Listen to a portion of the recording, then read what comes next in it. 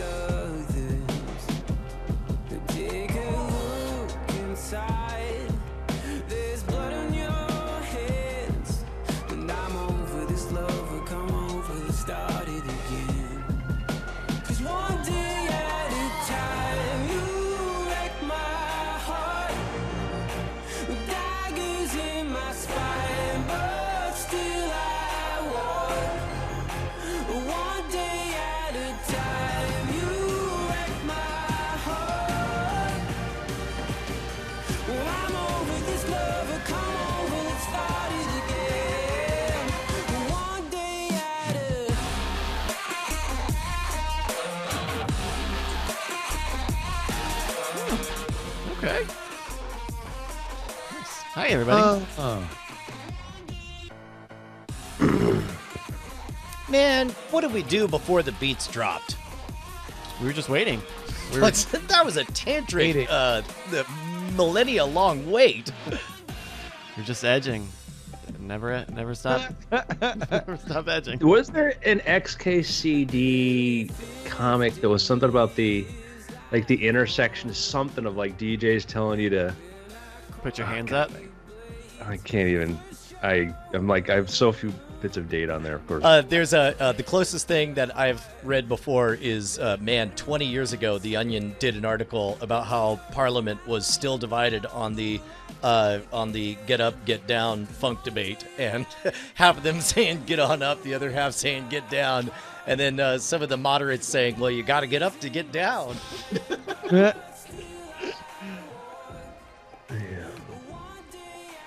I don't know. I wish. I need that memory assist. Man, I can't wait. I can't wait until one of my favorite things that was in Kim Stanley Robinson's Red Mars, Green Mars, Blue Mars trilogy was the totally made up promise that somebody would design a pharmaceutical to unlock all your memories. Like somebody takes it. This is part of the way they set everything up so that characters can live up to 300 plus years. Is obviously genetic improvements and gene therapy and so on, but then the problem, of course, is like who remembers 30 years ago, 50 years ago, 100 years ago, and so somebody makes a drug, and then just the way he describes it, where it's like you're just sitting there and like an acid drop, suddenly you remember everything, and I don't know, I thought that was pretty cool. I can't wait for that. Yeah, I think that's cool. I think traumatic for other people, but you ever like just in the middle of the day, you remember part of a dream, but a dream you probably had a couple years ago? Well, and you have that brief stumbling block where you're like, oh, wait, no, that's not a real memory. I couldn't fly. Yeah, no, I mean, but I've had like places that I go like, oh yeah, I remember this dream now. I'm like, when did I had that dream like ages ago? And it's like interesting that it's just stored, like on this fragmented hard drive somewhere. Well, and we talked about my own weird issues of like, I don't know if it's an aversion to nostalgia or what, but it's like, I'm so terrified to remember things because once I learned that it's a scientific fact that the moment you remember something, you corrupt it in some way because you only remember the last time you told yourself the story. And your Brian solution. Just don't think about it. Just don't think about it. We're going to put it in a Ziploc bag. That way it'll be perfect later on. I'm telling you, someday that magic Kim Stanley Robinson pill is going to come out, and I'm going to have all these precious, uncorrupted memories. And it turns out the person with the most perfect memory is Brian Brushwood. Oh, are you guys want to do some weird things? Hell's yes. Yeah, I found out if I stretched the Skype window out into like, 32 by 9, widescreen format, I can see everybody's faces. Oh, because it's probably showing us like the middle of the screen. Oh, you're getting a weird version of everything. Yeah. That's cool. Because we're sending our return feed. Yeah, I got it. We could set it up to. We could probably look at. Yeah, don't worry about it now. I'm fine. I'm good. I see everything now. Justin's big and large, and yeah, but of course by that point, I've seen everything. It's too late. I've seen it all. Everything. All right. Okay. Well, then I'm gonna catch you in, Andrew, for weird things in 3, 2. Hello and welcome to the Weird Things podcast. I'm Andrew Main, joined by Justin Robert Young. Well, hello, friends. Brian Brushwood. Bahoy. It's different from Mahoy. Mine is Bahoy because my name's Brian. And super producer extraordinaire, Mr. Bryce Castillo. See, I can't get a Bahoy because Brian already took the Bahoy. I took all your Bahoys. All of my Bahoy belong to you? That's right. I get all the Bahoys in the yard. Brian, no, you have to split out into a Brahoy. Brahoy. And Bryce gets Byhoy.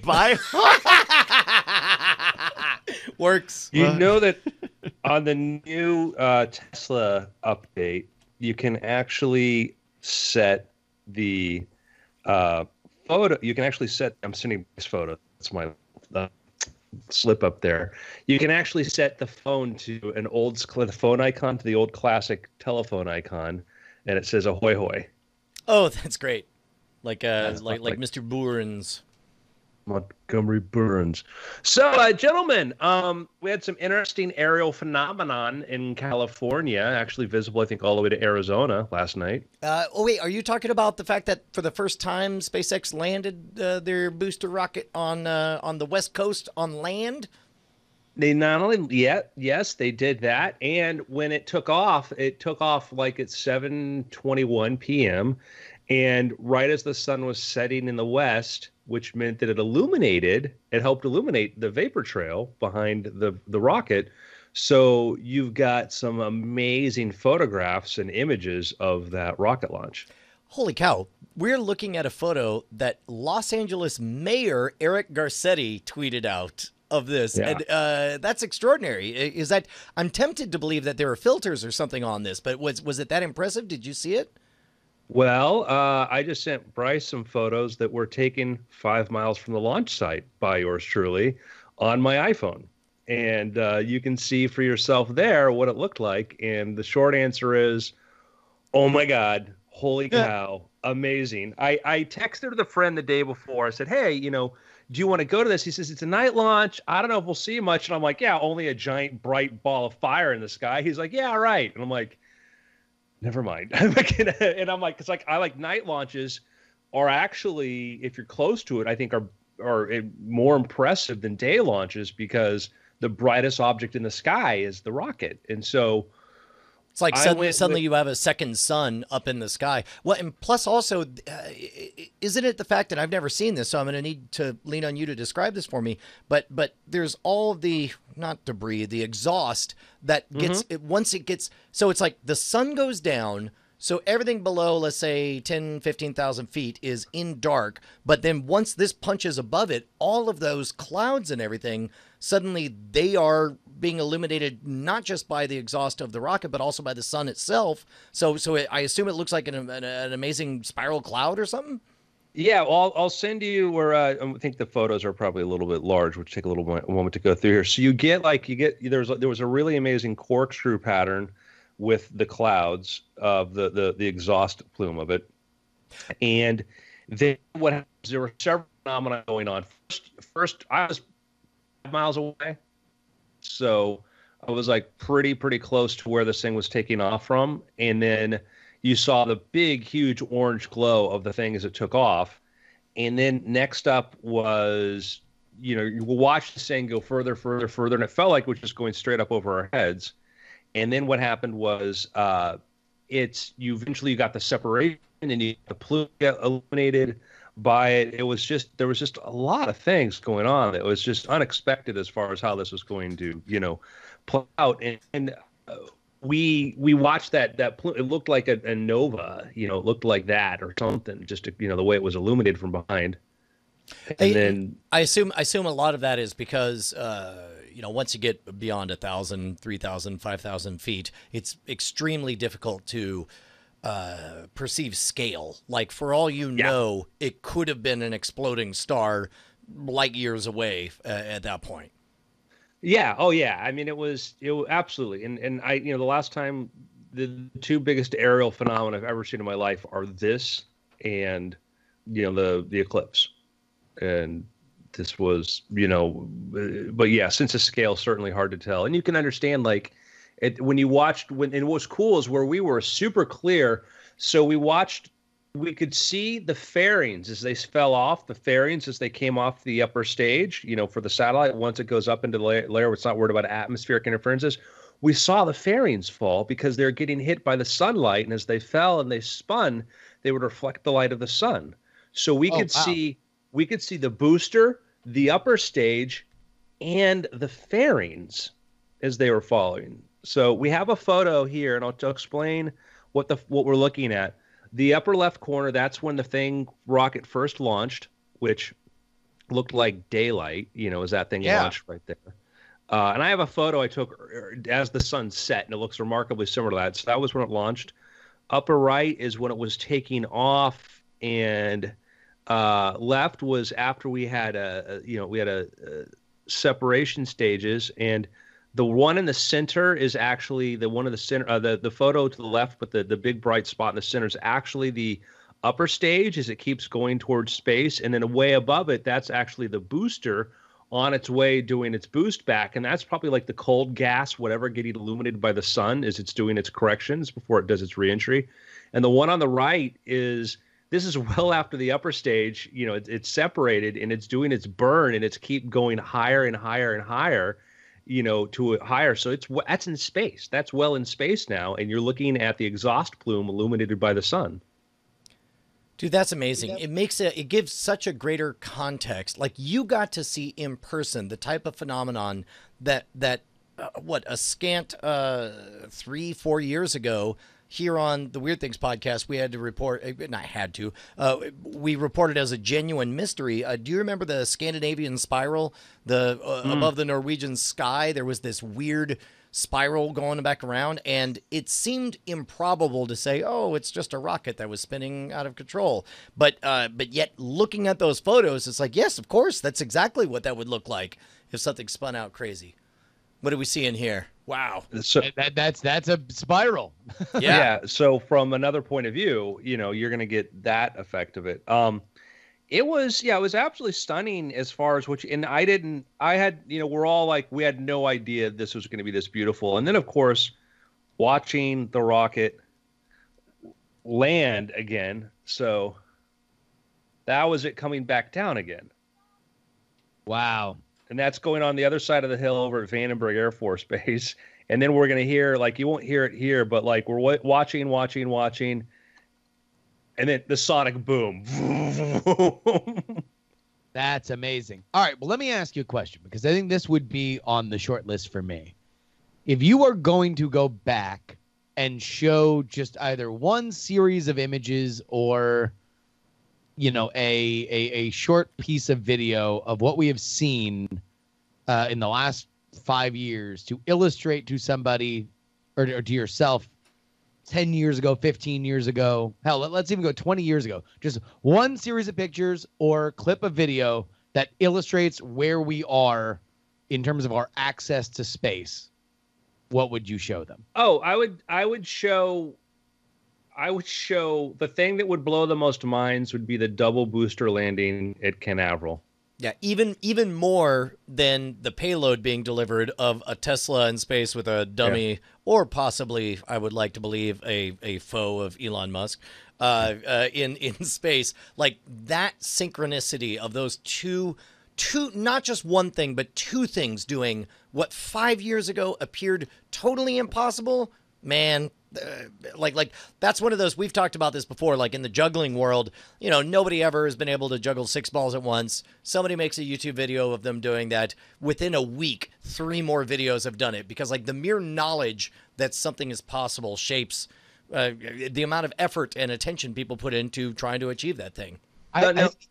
The only thing that I would say to those images that we just saw, though, specifically like of like the mayor, is that like there's something about that being over a cityscape that I think makes things like that just looks like a science fiction movie.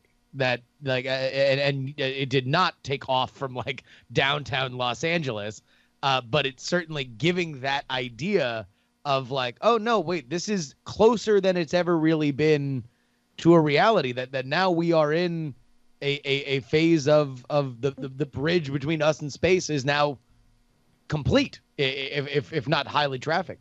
I don't know what the history is of rocket launches over LA and weird photographs, but remember the Trident missile launch? Sure, that looked crazy. Yeah. Yeah, oh, that's and right. So and I'll say the strike against the double rocket booster landing is it looks like they look like models. And you'd have to explain the context that these things are 9-story tall buildings that are landing. Yeah. You know, and that's why some of the footage, some of the other Canaveral footage is more striking visually when you watch the rocket land. But the Canaveral footage, still is like, remember when they did the first Grasshopper testing? That was that Grasshopper's the test bed for the land, the booster technology. They did the first footage, and it was over this pristine green field that looked like something out of Phantom Menace, a CGI sort of environment.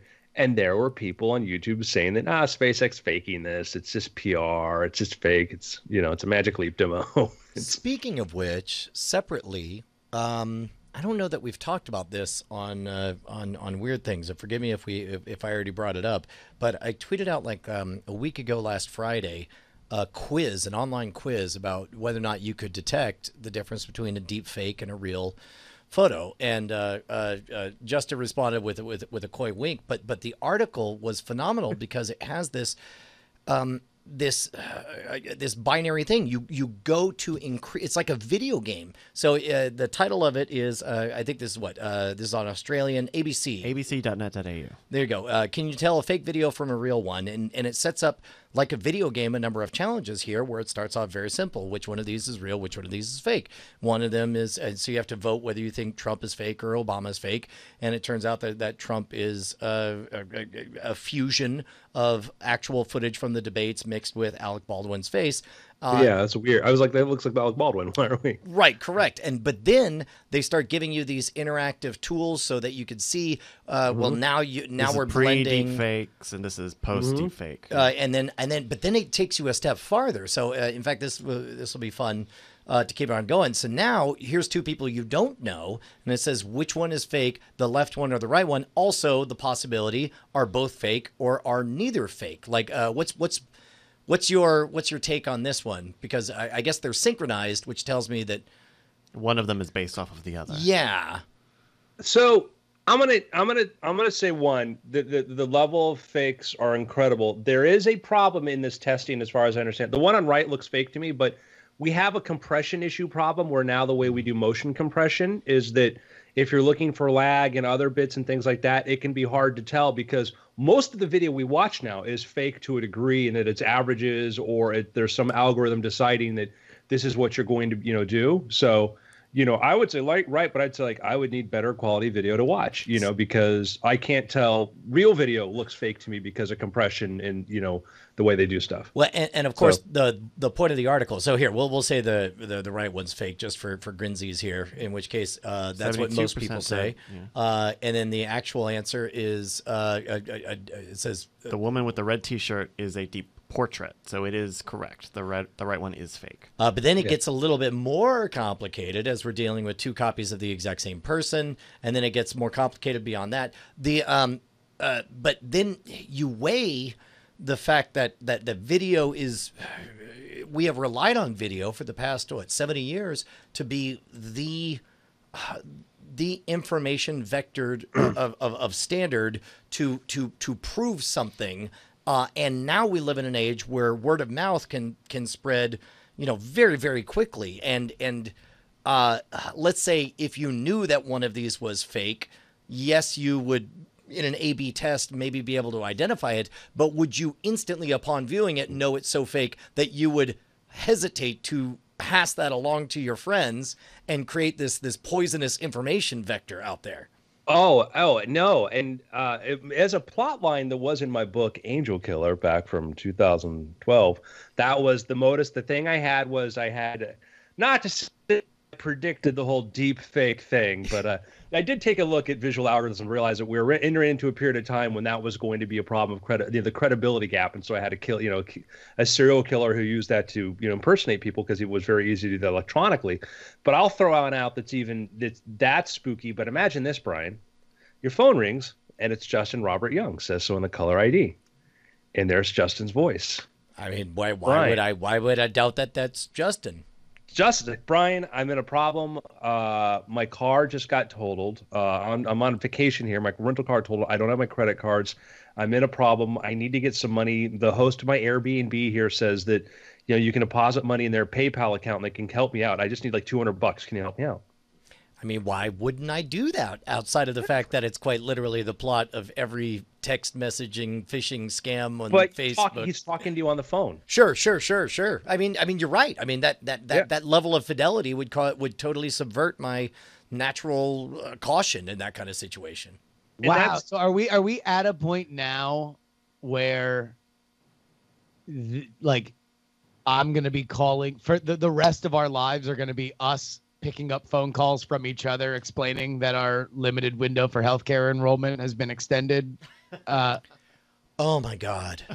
Oh my God. Okay, all right. Even if it just keeps you on the phone for 3 extra seconds, and statistically they can prove that, you won't necessarily think that it's me telling you this, but it'll just your physiological response, our friendship will keep you on the phone for longer than if it were just a regular recording. Well, and think about this. Imagine you are 23 years old.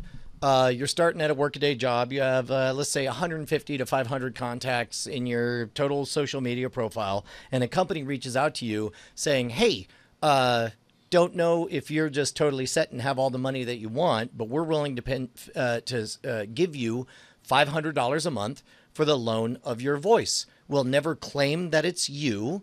We will only use your vocal profile to run these ads that will be customized. And maybe it doesn't even show up in a phone call. Maybe they use your voice, Justin Robert Young, on a Pandora profile to all of your friends. It's like, we know which of your friends listen to Pandora and which have ads enabled, and we think that the use of your voice will cause them to engage just a little bit more as we talk about the benefits of upgrading to Pandora Pro or whatever. Then, at that point, where's the moral middle ground on that? Is that something? Brian, you described a very moral case of it where they at least went and paid you for permission to do that. Where, hey, there's a lot of YouTube videos and podcasts, and that's, the problem we had with Facebook was, hey, we need your phone number for security reasons. It's just for security reasons. And, anybody in your access in your phone book, by the way, is now, and it turned out it wasn't for security. It was also used for advertising so that they could track in people who bought stuff. Even if you're not a Facebook subscriber, whatever, they use that. So they had they used the phone number for advertising purposes, and they're not, Google and Facebook are not very transparent about what they do these things. They've got all this audio and video of this now.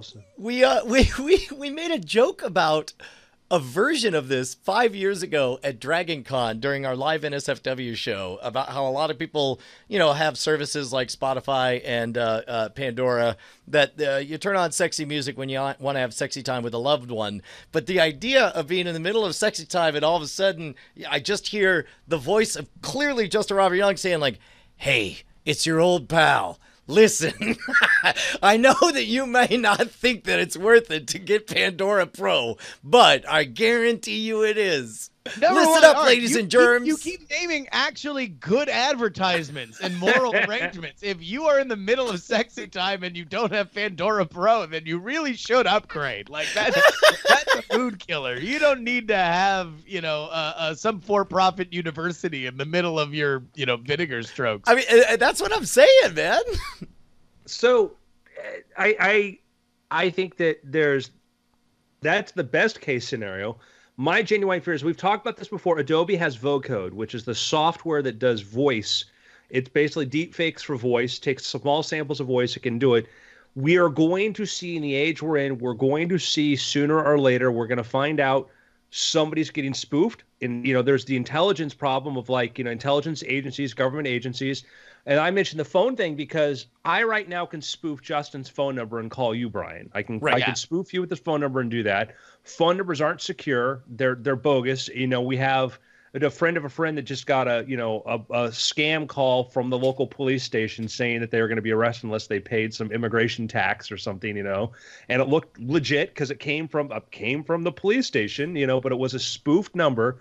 So the phone companies have not made it very easy to spoof numbers. So I've done that before as pranks where I've used somebody else's phone number, you spoof somebody else's number so they get, oh, it's my friend so-and-so calling. No, it's not. And then, but with the vocode, with the voice thing, you could, you think about like in this era of sting journalism and blogging and how gotcha sort of ism is like, I got so-and-so on the phone and pretended to be his attorney, and someone, anonymous, gets on the phone as an attorney and divulges stuff.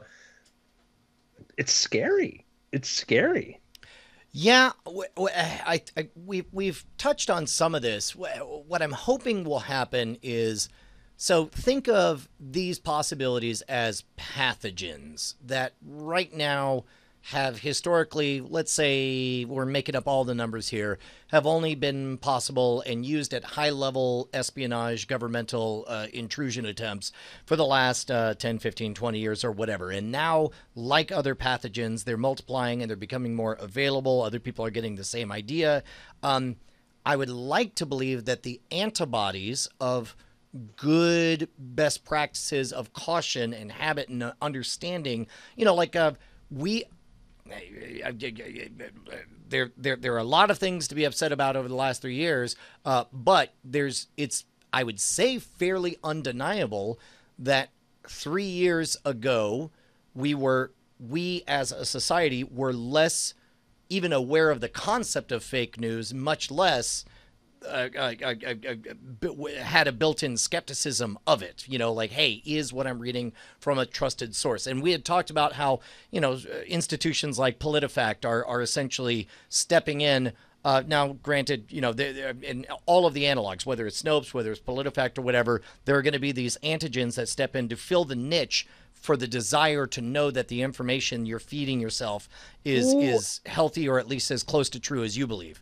I come from a different point of view because those institutions have their own. They're better than nothing, but they have their own implicit biases, and Correct. That's become a problem. Correct. Is because and there's it's sort of the Wikipedia problem on a smaller scale. Wikipedia, we're aware of the problems. It's so big, and you see areas where certain people in charge of certain sections and pages have explicit biases. Those institutions have biases. We're all going to have biases. And we've talked about before, the idea is to disclose your biases, and then I trust you a bit more. But I think that, we're going to get some antidotes. But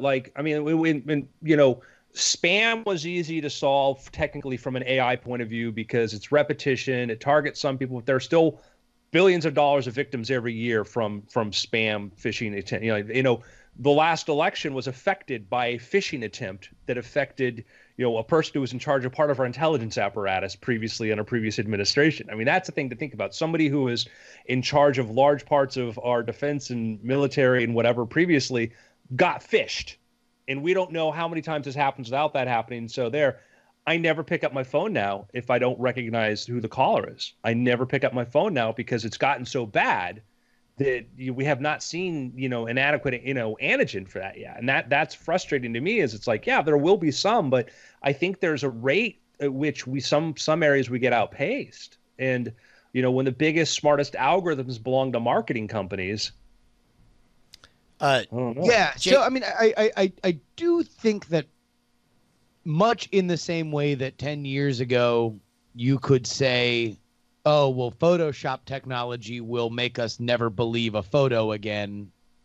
We got more sophisticated with Photoshop, and not only that, but figured, that there are ways that we can see whether or not a Photoshop is Photoshop. People who have used the program that, have gotten more aware of it. I do think that we will continue to become more sophisticated in understanding, some of these the deep fake technologies and the vocoders. But what I think is the larger point is that I don't think we're far away now. As phone has, telephone communication continues to become a little less used and therefore a little bit more lawless. Like, I've gotten more scam calls in the last 2 years than I did probably the previous 10.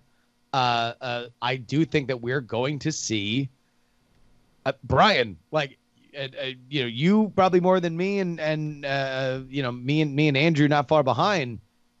The idea that celebrity, like what targeted celebrity, if you can't get somebody's best friend, if that kind of data targeting is too hard, certainly you can find people that are known in the demo. You can find people who sound like somebody that that these people listen to, or is a known person to do a pre-recorded phone call or a robocall, or And I could totally imagine. Let's say Voco technology is everywhere. Then what you do is you get a profile, you figure out through whatever nefarious means how many fans of the Weird Things podcast there are. Then you figure out all their phone numbers. Then you call and you begin with a pre-written vignette in 3 voices saying like, hey, oh man, this is weird. Do I just begin? Yeah, no, that's how you begin. Hey, it's me, Brian. And you're like, it's Andrew, it's Justin. Listen, we just wanted to talk to you. And I know this is weird, but of course we host the Weird Things podcast about the new opportunities that the Obama administration has made possible on healthcare or whatever. We were elected in 2020 now. Yeah, exactly. But my point is, like, just from an advertising perspective, just that brief moment of confusion is so valuable to get people emotionally invested in the rest of the scam sales call that man, I hesitate to even think. And here's the other part. The only reason we're not seeing that is because right now it's human beings that have to invest human being artistic efforts and so on. When we get to a place where the AIs are not even as smart as humans, 80% of the way there or whatever, you could say, hey, run program, identify every podcast, identify their audience, figure out their phone number, write a script that clumsily gets this idea apart, make it sound like it's the host of their podcast, start calling them and do it all.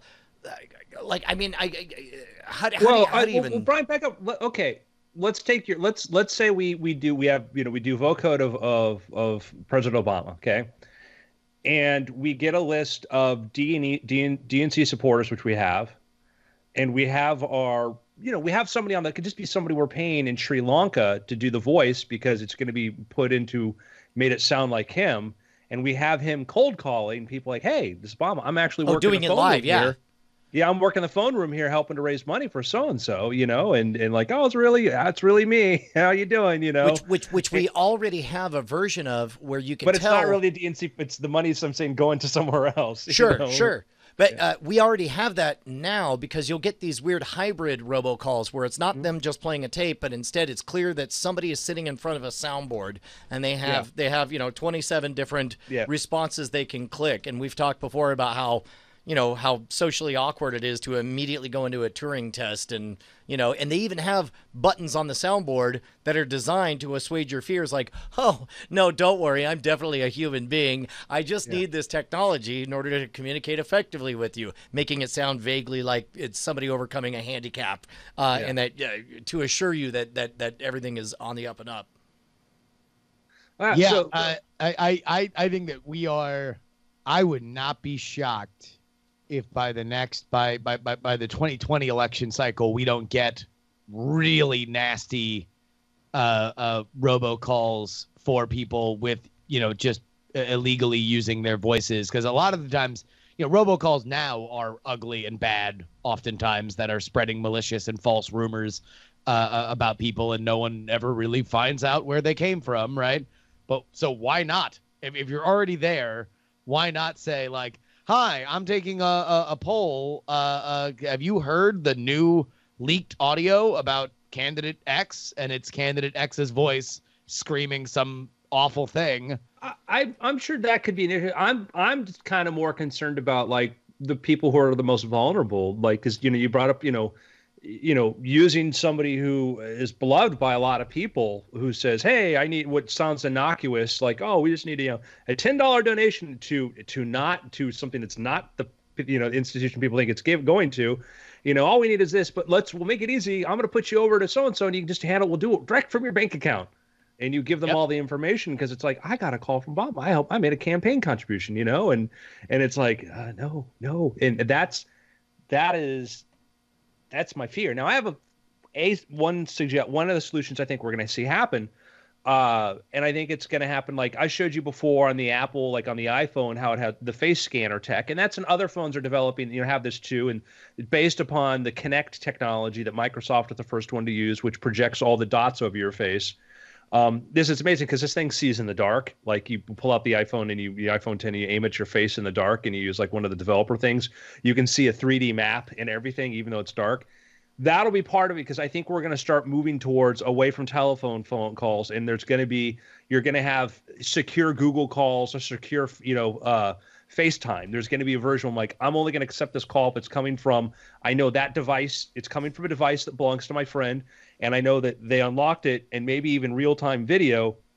I know that it's actually doing the 3D point scan, and it's being something that's, yes, there are ways to spoof that, but it's really, really hard once it starts from an encrypted device that says this is the data and it's from end to end. I think we're going to get to that. I think that's going to be kind of where things are going to go, is that you're going to use real-time authentication. I'm with you because at this point, the telephone is corrupted tech for me. Yeah. Like if I had reasonable assurances that my phone number could be routed through some other authenticating system, even for people that like, if I'm calling out and I need people, I'm like leaving my phone number on people's voice, answering machine, that there was some way to authenticate that, like, okay, well, this is that new caller coming in or whatever.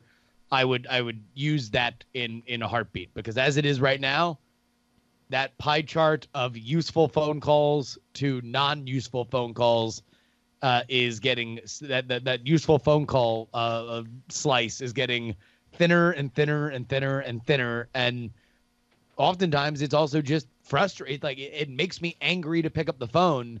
If like when I was calling around trying to get the contender in the presidential libraries, I just had now all these, places that I could be half expecting a phone call from, and I would get a phone call, and then it would be, my limited window for healthcare enrollment, in some awful robocall, and it was just bad. It was awful. Here's the part that is scary to me. There's plenty to be scared of, but think of how quickly we all adjusted once we figured out that the spammers and scammers had figured out that if they did the first 6 digits of your phone number, you would be likely to believe this is one of your neighbors calling you. Now, we perceive that as a red flag of like, don't answer the call. There's a 0% chance it's them. But what happens the first time, the second time, the 12th time I get a call from Justin Robert Young, and it's definitely not Justin Robert Young, or it takes a weird Turing test to figure out whether or not it's Justin Robert Young. Very quickly, I just full on. I would imagine that I just stop answering the phone the way I do with the other stuff, right? Like, what else do you do? Yeah, I mean, if they can engage and they can be as funny as Justin and they call more often, okay. Oh, no, okay. This is the crazy part. Imagine this. Imagine the AI robots or the scammers get so good and so interesting that they actively contribute to my life, where it's like maybe they realize that they have to invest 45 minutes of just saying like, hey man, just calling to find out how's it going. Oh, that's great. Oh my God. And you're working on what next? Oh, that's awesome. Man, I sure do value our friendship. Bye. I'll call you again in an hour. Bye, our friendship. Can I have pizza money? Yeah, sure. You just, Venmoing it to you now. I get it. I know what's going on here, but that's okay. It's like grandma. Grandma's like bribing kids. Like, here's $5. For seeing grandma. Oh. in the tone of that, Eric Berger, who's been doing some great reporting on space at Ars Technica, he's one of my favorite space reporters. We got there's some great people doing that beat now, like Emily Calandrelli, Lauren Grush. I mean, they do some just really good stuff. I mean, I think they're just covering this sort of new era pretty well. He had a very interesting article about there is this weird thing that, again, this is more on the SpaceX thread. And, it says the guy wearing the SpaceX t-shirt. Every now and then you get these editorials that pop up that are, very critical of SpaceX. And again, Elon Musk, SpaceX, all that. Public institutions doing public, they need to be scrutinized, and we want to be very careful about this. Scrutiny is important. Just because we like something or we like it, it's not like, well, leave them alone. No. Ask questions, scrutinize these things. That's part of the game, and we need to have that. Nobody's above that. But there have been some editorials and stuff that were like sharply critical of certain kind of mundane things, like the load and go procedure. That's the procedure where SpaceX would have basically have like the payload onto the craft, and then they would go ahead and load the fuel in afterwards or whatever. And they had an incident where they had the explosion on the launch pad, and that was related to load and go, but also had to do with some other defect or thing there. But that's a procedure that SpaceX does, but allows them to quickly unload the fuel, load the fuel, whatever. It actually saves time, saves money, whatever. NASA signed off on it, is okay with it. But there were these campaigns that came out, like these editorials in places like Texas, Florida, and Alabama, which are where your senators who control a lot of the funding for space come from, and they're super highly critical of load and go. And I think Berger and some others decided to dig in and say, what's the source of these editorials? And they tracked down one of the guys whose name was on there, and he said that he didn't actually it was bylined by a retired spacecraft operator, Richard Hager, who worked for NASA and Apollo. And then, it gets a little bit murky there, and you find out that these were all placed by a firm that develops and executes public and Hill and agency funding advocacy campaigns to shift the narrative. And so their featured funders are like Boeing, for example. Okay. And now what it appears to be is that these were firms that were funded like by Boeing and competitors to SpaceX that were using the name of or hiring people who have credible sounding roles to write editorials to criticize SpaceX. And these things were not divulged in the editorials. And the newspapers have been running these editorials. They get an editorial. This former Apollo guy. Can we go back to that screen? Go back to that screen, Bryce. I don't know if you closed that window, but if we can just go back. So here's the featured case studies. All right. So you have Boeing and Comcast are the only two company names that I think you would immediately know. The rest of them are all of these what I'm going to assume to be that the rest of the companies that are behind working with this company don't want their names on any of this. So it's the future of TV. Go back to the weird music first. Export Import Bank of the United States, Aerospace Industries Association, the Center for Copyright Information, the Alliance for Diversity and Programming, which are all, I'm sure, just consortiums of industries that want to change the narrative but don't want their names on things. So in the case of this, Ars Technica reached out to, first to find out the source of this, and they find out they were placed by, they found out they were placed by this firm, and the firm wouldn't divulge who sponsored it. Then they went to Boeing, like, hey, did you pay for this? And Boeing said, we have no comment. Huh.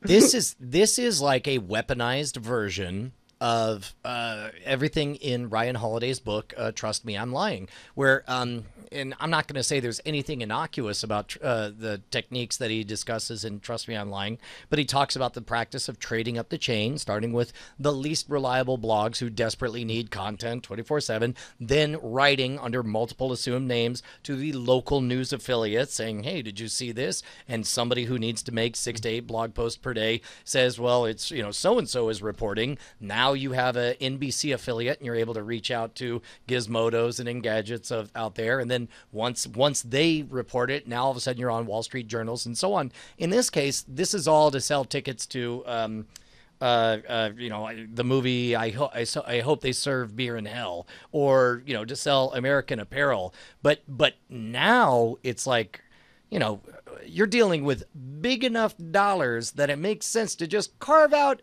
a cool billion to play that game, to make sure that Boeing keeps a lucrative ULA contract. And yeah, I mean, the AstroTurfing goes way back, and I mean, in here, that is the rule. That is not the exception. I mean, like, as messy and ugly as our media landscape is right now, at least to do that in a post-blog revolution world, you had to play 8. I mean, like, that was like you had to win the game of chess against 8 chess masters by playing them all against each other, right? At least there was a clever chain that you had to complete, instead of literally just calling somebody and saying, hey, remember when we went to Yale together?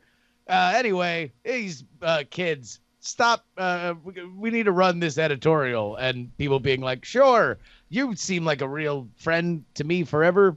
Well, and like in the case of like LMGI, they don't have to go up the chain. They already can place it in the major newspapers. They can just say, hey, we'll go get this person who has a credible name that we can likely place an op-ed piece with, and boom, it's there, and then it trickles down, and then everybody covers this because they've got, hey, this person, we can buy a credible name, we can buy credibility there that's likely to get placement op-ed because our clients have the money, and that's like everything you read came because somebody either decided they wanted to report it or somebody wanted to tell a reporter, and you have to think everything goes through that lens, and whether it's from scientific research where it's universities saying, hey, we're going to talk about this thing in our lab and there's an audience for it. We aren't always the audience. The audience for this stuff is partially constituents, but it's the senators and stuff in these states, because Boeing is fiercely competitive with SpaceX and is very, very threatened by what's going on there. And so for them, and this is old hat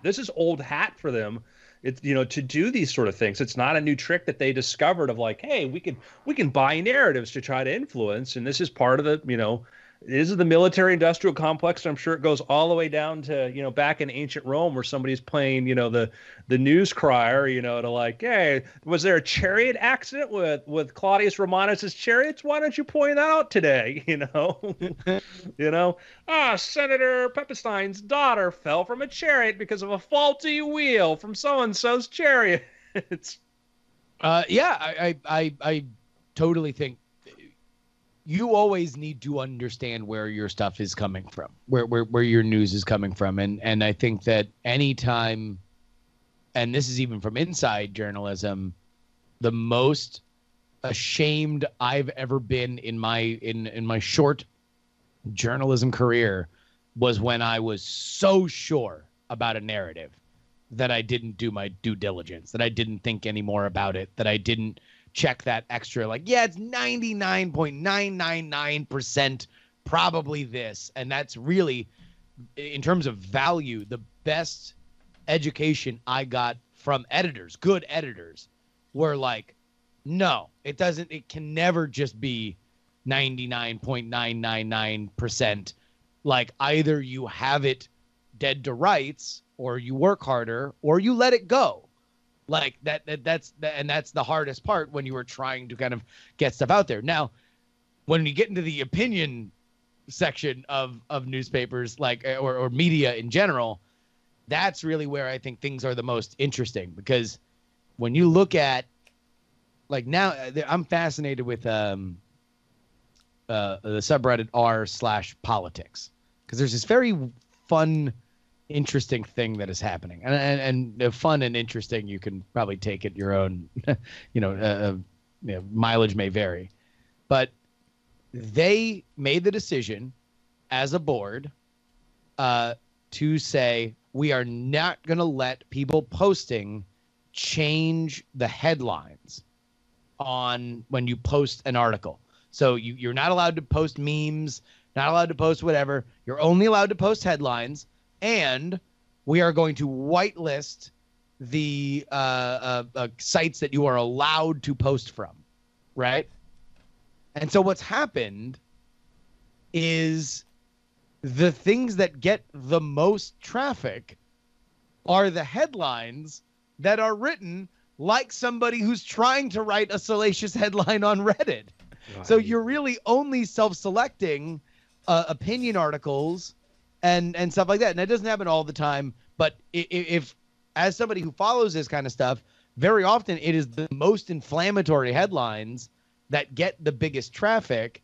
And similarly, it is the most inflammatory headlines that are 90% opinion pieces that are people writing op-eds. There is a reason why when you go to top 10 or most traffic stories on even more supposedly staid and sober outlets like the Wall Street Journal, the Washington Post, or the New York Times, that very often it's the opinion pieces that are getting the most traffic because it is the salacious and pointed that will always get our attention. And that's where, if there is a recontextualization of information, like we do need to kind of start draw lines. And I do think that partly, hey, did you write this? Can you please make sure that you disclose if you got paid by somebody to put your name or you slightly rewrote this editorial? Like, that needs to be something policed by newspapers or by media outlets in general, because you are always trading on your credibility.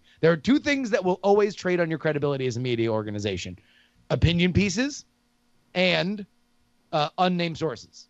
No matter what, they might get you attention. People might like them. They might engage with them, but understand that they are always black magic. And Well, if you do not balance it out, then you will get your esteem will erode.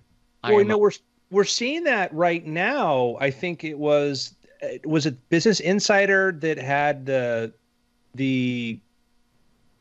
story about, or Bloomberg, it was the Bloomberg's big hack. The Bloomberg's thing, their whole story about the Apple and Google, their servers had been hacked with these chips, right? Yeah.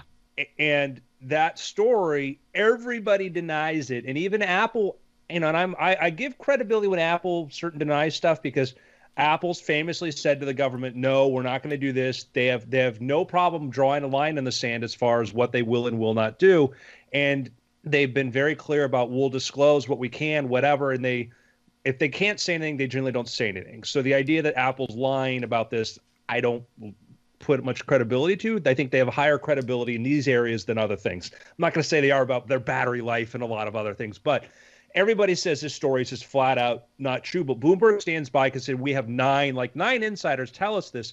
But one of the problems that happens is, and this is what we counted as when I worked for the James Randi Foundation, is we'd have these account stories like there are 12 witnesses to this. There are 12 witnesses.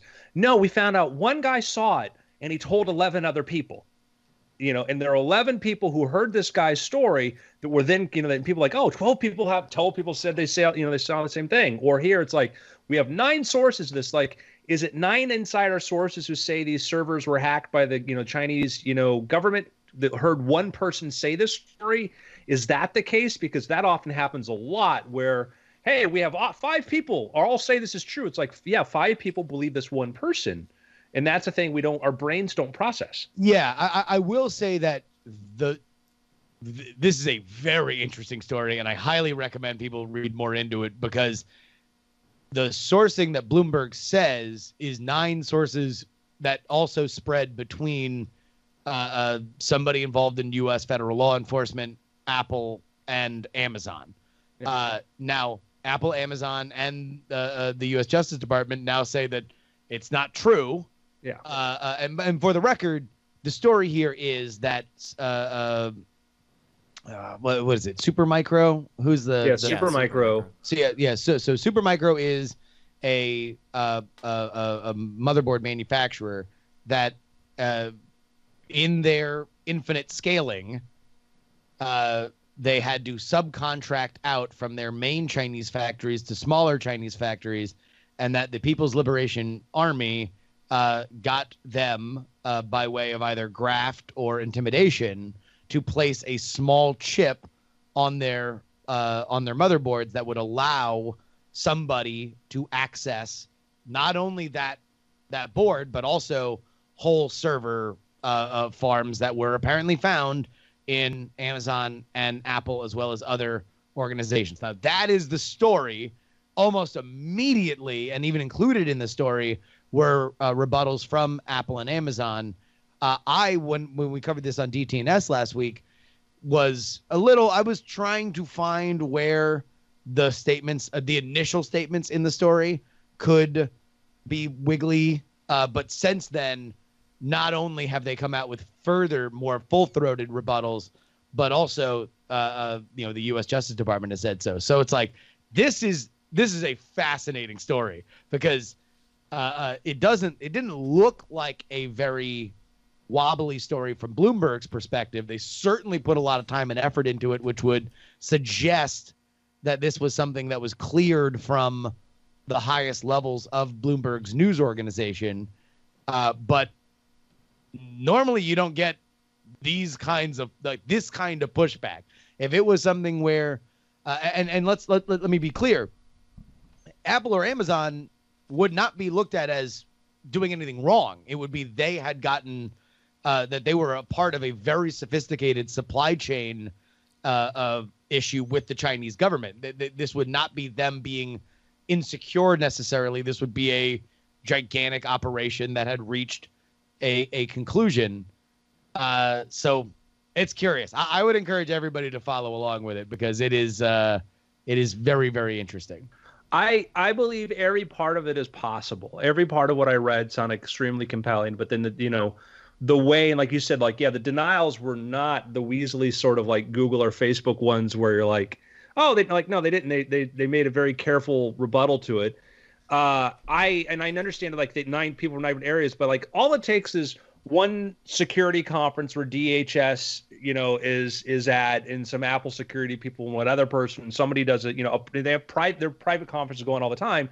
And somebody does a session to say like, hey, this is a concern. We think we may have found this, or this is a thing, or I heard this thing or whatever. And you have people in multiple different organizations like, yeah, we heard about this, da, da, da. And that's where it can, come out from. So or maybe it did happen and they're just don't want to be, I don't know, but it's not fake news. Patreon.com/weird things, Andrew. No, we are kind of fake news. Yeah. But we're trying hard not to be. Man, if you've gotten value out of that, part of the reason we're able to bring you these discussions is because we're loud, live, and independent, and that's all because of you, beautiful patrons.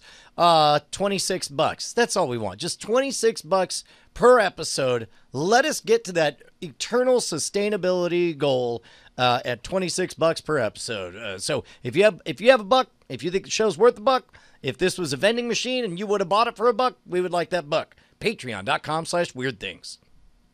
Please, we need your support. It's what keeps us through the day. I look forward to this. I always look forward to this. It's my fun part. On the subject of not knowing the source of calls, did you hear about the Hawaiian hospital where people were getting calls from there and they couldn't understand who was calling? Like lots and lots and lots of people. Quote, billions of people, not gazillions of people, like tons and tons of people were reporting, hey, we're getting calls from the hospital.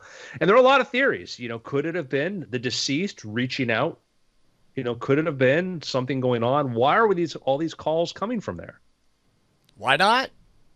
Seems legit. Case closed. We got him. Book him, Dano. It's Hawaii Hospital O. H.O. Yeah, there you go.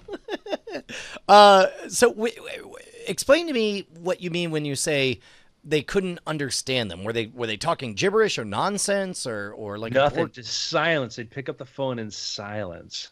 Oh, well, that would be creepy. Yeah. And they keep people they keep getting calls like they're coming from the hospital. They're coming from the hospital. So they tried to call the Hawaiian Telecom to find out they had some kind of technical fault with the lines. When I hear Hawaiian Telecom, for some reason I imagine Gilligan with a couple of coconuts. It's more sophisticated than that, guys. The professor put some copper wires in there too. I'm gonna hope that this isn't just a straight up scam thing because like to drum up life insurance sales or something just to make people feel like. Oh my God! Wait a minute. That you would just like imbue the haunting specter of death in somebody. Just get everyone thinking about it. What if that's the future of spam calls? Is like you have a leader call that literally just inspires some kind of terror in you. Right. Or And maybe then it's you just have somebody another calling call and that saying, offers the cure. yeah, or somebody's like, man, a real bummer. My uncle died. And you're like, oh my God, I'm sorry, who are you? And you're like, I'm sorry, I'm just really broken up. You know what? This is probably a wrong number. I'm thinking so hard about death and how it's inevitable. And I'm just thinking about what I'm going to leave for my family. I gotta go. Click. Right. Separate mode of communication. Yeah. The next day it's, did you know that life insurance has never been more affordable? Yes. God, we're in the wrong business, gentlemen. Clearly, we're an idea factory here. So the hospital director decided to figure out what's going on because people are like, damn, like again, like telecom companies like, no, it's not us. And then so like a call's going out, like one moment, like a call like went out right at that moment. She looks at the phone she's at, no call coming from there. So she goes around the hospital, looks at a small hospital. And there's a little detail, and it's not. It's an animal hospital, and no, it's not one of the animals they had there got loose. It's not that. Okay. She looks around and she goes in into the other phone room, sees the other phone place to see if anybody's there. There's nobody there, but then she gets close. You promise. It's a monkey making calls, isn't it? Or a snake. It's not one of the. It's not an animal from the hospital. It's a monkey was pretending to be a doctor. Is it? Yes, it was Dr. Monkey. This week on Fox, watch the premiere. I would love to believe it's a doctor pretending to be a monkey, the reverse of that. But actually, it was. She looks over onto the phone pad where they have the LCD, the touchscreen phone pad, and she sees a gecko that had gotten in from outside. Oh my God. And Gecko was on the phone and was just randomly dialing people, trying to sell them insurance. That's amazing. Not The really original Geico Gecko. Yes. That is hilarious. That is hilarious. I would imagine if Geico could, if they could do so without fear of their names being or without being caught, I would imagine that's the kind of story you would pay someone under the table to tell on social media. Yes. There's that. And warning, it's October now, and you're going to get a lot of fake stories of ghosts and stuff because of haunted houses and pub crawls and stuff. Just know that you'll hear something and it'll be a funny, cool, whatever story and realize, oh, it's planted. It's this. Yeah. Hey man, do you guys have any picks? Yeah, I got picks. I do. So I went to Ohio over the weekend to go to a wedding and to visit my wife's family. We decided to get my father-in-law had a stint put in, and so we're getting him for an early Christmas / birthday present the new Apple Watch with the EKG thing, just because it's good peace of mind, and he was very excited to have it. But it also means that he needed a Apple phone to get the most out of it. So when we were there, we were going to go get him an Apple phone. We went to the Apple store. And then, we got to thinking like, we could give him a new phone, but I have the 10. It's certainly more than enough for him to use the watch. So what if I just gave him mine and I got the new XS Max? That's evil. That's so altruistic of you. That's amazing. You got more of her products. I got the new phone. When I said I wasn't going to get the new phone, I have the new phone. It's a great phone. It's really good. It's got a great camera. It's really fast, and Face ID is about 70% better. Is it is it bigger or smaller than the old Plus? It's very comparable. It's the same size as the 10. Or did you get the 10s Max? I got the Max. Oh, okay. So that's bigger than the Plus. Bigger than the Plus? But the screen is bigger than the Plus, but the actual phone phone itself is bigger? I think a little bit. Huh. It had the same feeling of like, oh, my fingers don't reach as far as they did before. But man, I did miss the larger screen. The larger screen is just like, I forgot how much I enjoyed it being able to just kind of have more end-to-end video and Hearthstone and all that fun stuff. Yeah, the size thing, it's bigger than I remember. It lasted a day, and now it's like, adapted. And I'm very, very, so very happy. Both of you guys give the thumbs up. This is the first generation I've deliberated this long.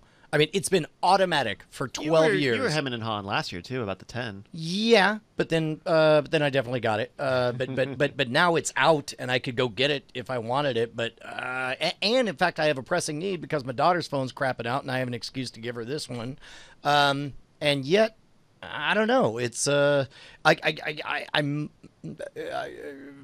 I'm hearing two thumbs ups from you two gentlemen. I was gonna say literally like you're like hey, it's been this long, like as Brian on air talks himself into going and getting And like it's only right been out after. a month, not even a month. That's far and away the longest. Like No, it has it been isn't. automatic first day every generation. even the 10, I think I got the day it came out, or maybe.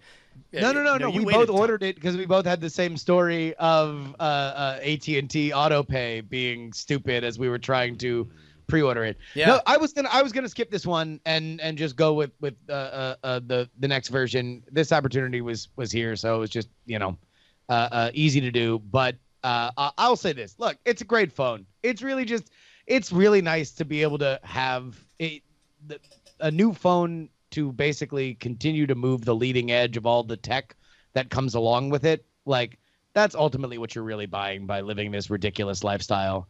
Well, I remember all the way back when Bonnie and I got married, I had to explain to her, like, look, I belong to a country club and the dues are $2,000 a year, and it's called the always buying the fastest computer shit ever country club.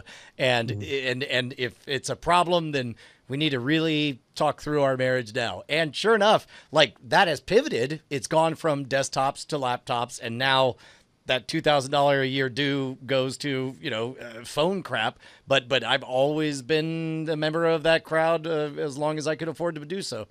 And I got on the new monthly the forever plan. So now I'm just gonna get the new phone. Now I'm not gonna worry about All it. right, so- Yeah, phone and that's right. Like I skipped, I think like it was like the 7S because I'm like, man, like because that was point. I'm like, I don't know that there wasn't that appreciable difference for me. I skipped that, but like I've done every one in this, and yeah, I do the monthly plan, and like yeah, and it's like if you're happy with your phone, keep your phone. I mean, like, and that's the thing is people like go like, oh, I'm wondering like if you're really, really not even on the fence, on the other side of the fence, looking over, trying to find out what's over there.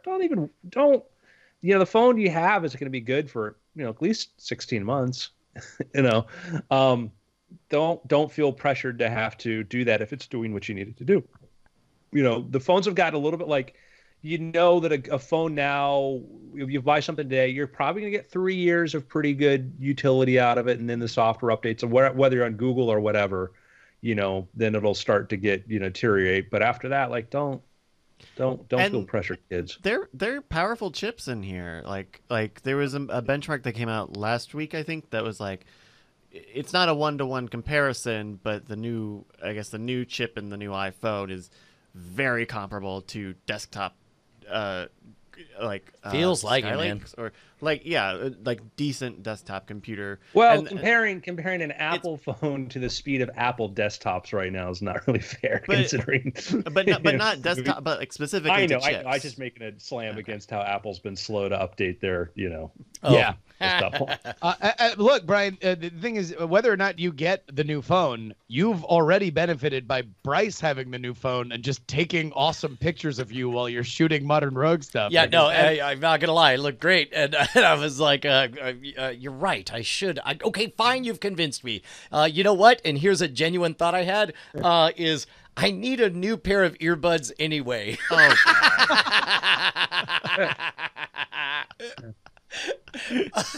So my pick is. Wait a minute. What happened to Did your? you do both you too? don't have the dog shock collar on. Oh no! I still have these, but there are times where for audio quality and I'm like, for a moment, I'm like, man, this modern rogue bit sounds interesting.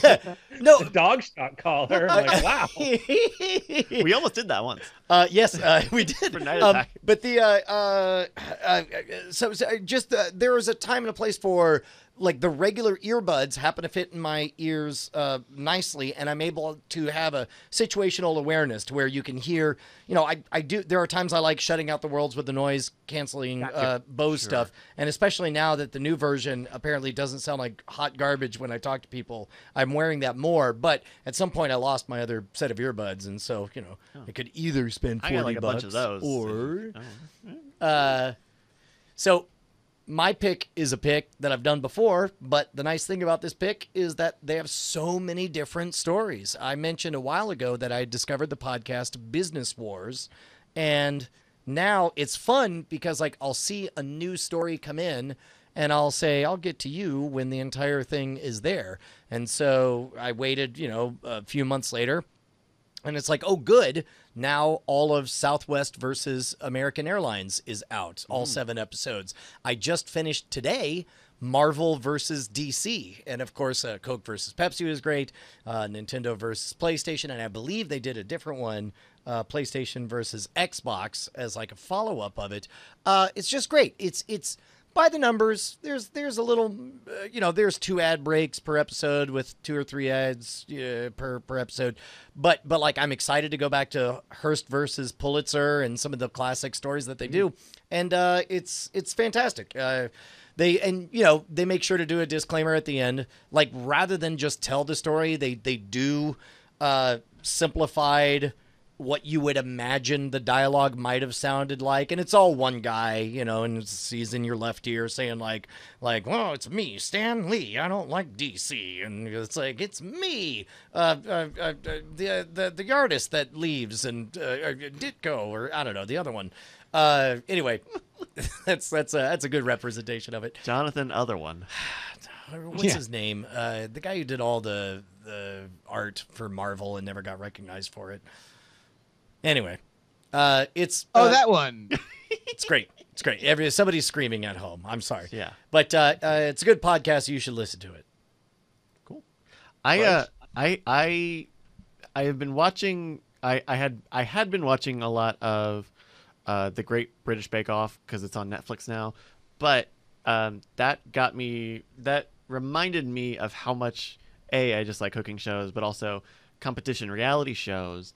And there have been a lot of, especially cooking shows kind of coming out. Netflix itself has a ton of them. But either this year or last year, I really liked Nailed It on Netflix, which is like really low stakes. And so that's really fun, which, is cool. But it seems like a lot of them have been kind of like that, very like easy breezy, fun shows. And so I really kind of wanted to go to the other side, and Hulu has the whole back catalog of Top Chef, and so I went back to season 1 of Top Chef, and wow, is that very, very, very early days of reality competition shows, especially for food shows, right? Like this is a show that did not do like dedicated photography of the foods after they were done cooking. They would just take clips, whatever footage, whatever coverage that they had, and they would just slow it down so that it could cover whatever the long period it needed to be. So you'd see the frame skipping. Is in 4:3. There's a lot of it that they have to subtitle because the audio is not like right. But it's still a very dramatic show, and it's sometimes you really want high stakes, and Top Chef has it, in terms of like high level of skill and tension with the deadlines. So there's like 14 seasons or something like that on Hulu. It's been going for a while now, and it's a really good show. Top Chef. Jack Kirby, that's who it was. He's the top chef. He's Top Chef. Yeah. I have a couple picks. First off is my Simon and Kirby. There it is. Science fiction. I was biting my tongue, Brian. Yeah. Horror collection. Jack Kirby, he was with Marvel for a number of years, created some seminal Marvel characters, had a little bit of falling out with Stan Lee over, rights, names, things like this. Went over to DC and did a very interesting run of DC. Did a Superman run, did Superman's pal Jimmy Olsen. And actually, one of my favorite ones is if you go look at the Forever People, which is looks like this sort of Manson Mad Max gang with weird vehicles, and there's Superman, like this crazy, very Kirby-esque period in DC. And there's some characters that he created that he ended up bringing back over. A name just escapes me. He created in DC, then he came back to Marvel, and I think it was like the Eternals was like his knockoff of actually something he did in DC. But these are some cool stuff here. So these are collections of non-Marvel, non-DC stuff or other stories. So this was Simon and Kirby together. So you've got Joe Simon and Jack Kirby. This is a collection of science fiction short stories, early ages. They're across the board as far as like how good they are, whatever, but it's neat, fun stuff. Really fun short reads. So this is the science fiction one, and this is the horror one of this sort of stuff. So you can check these out if you're looking for something fun to read. Just kind of pick these things up. The Simon and Kirby library. And I have one other pick. Man, I've said this before, but I'm going to repeat my pick. I was working on a little coding thing, and I'm like, man, I need to figure out how to do this thing. And I tried to find a YouTube tutorial, but everything was sort of like a year or two out of date.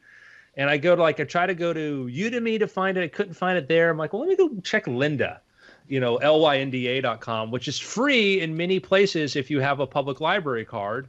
So I went to Lynda and I found exactly the tutorials I was looking for on some iOS stuff. They've got Android, iOS, all sorts of stuff. Lynda.com, Lynda.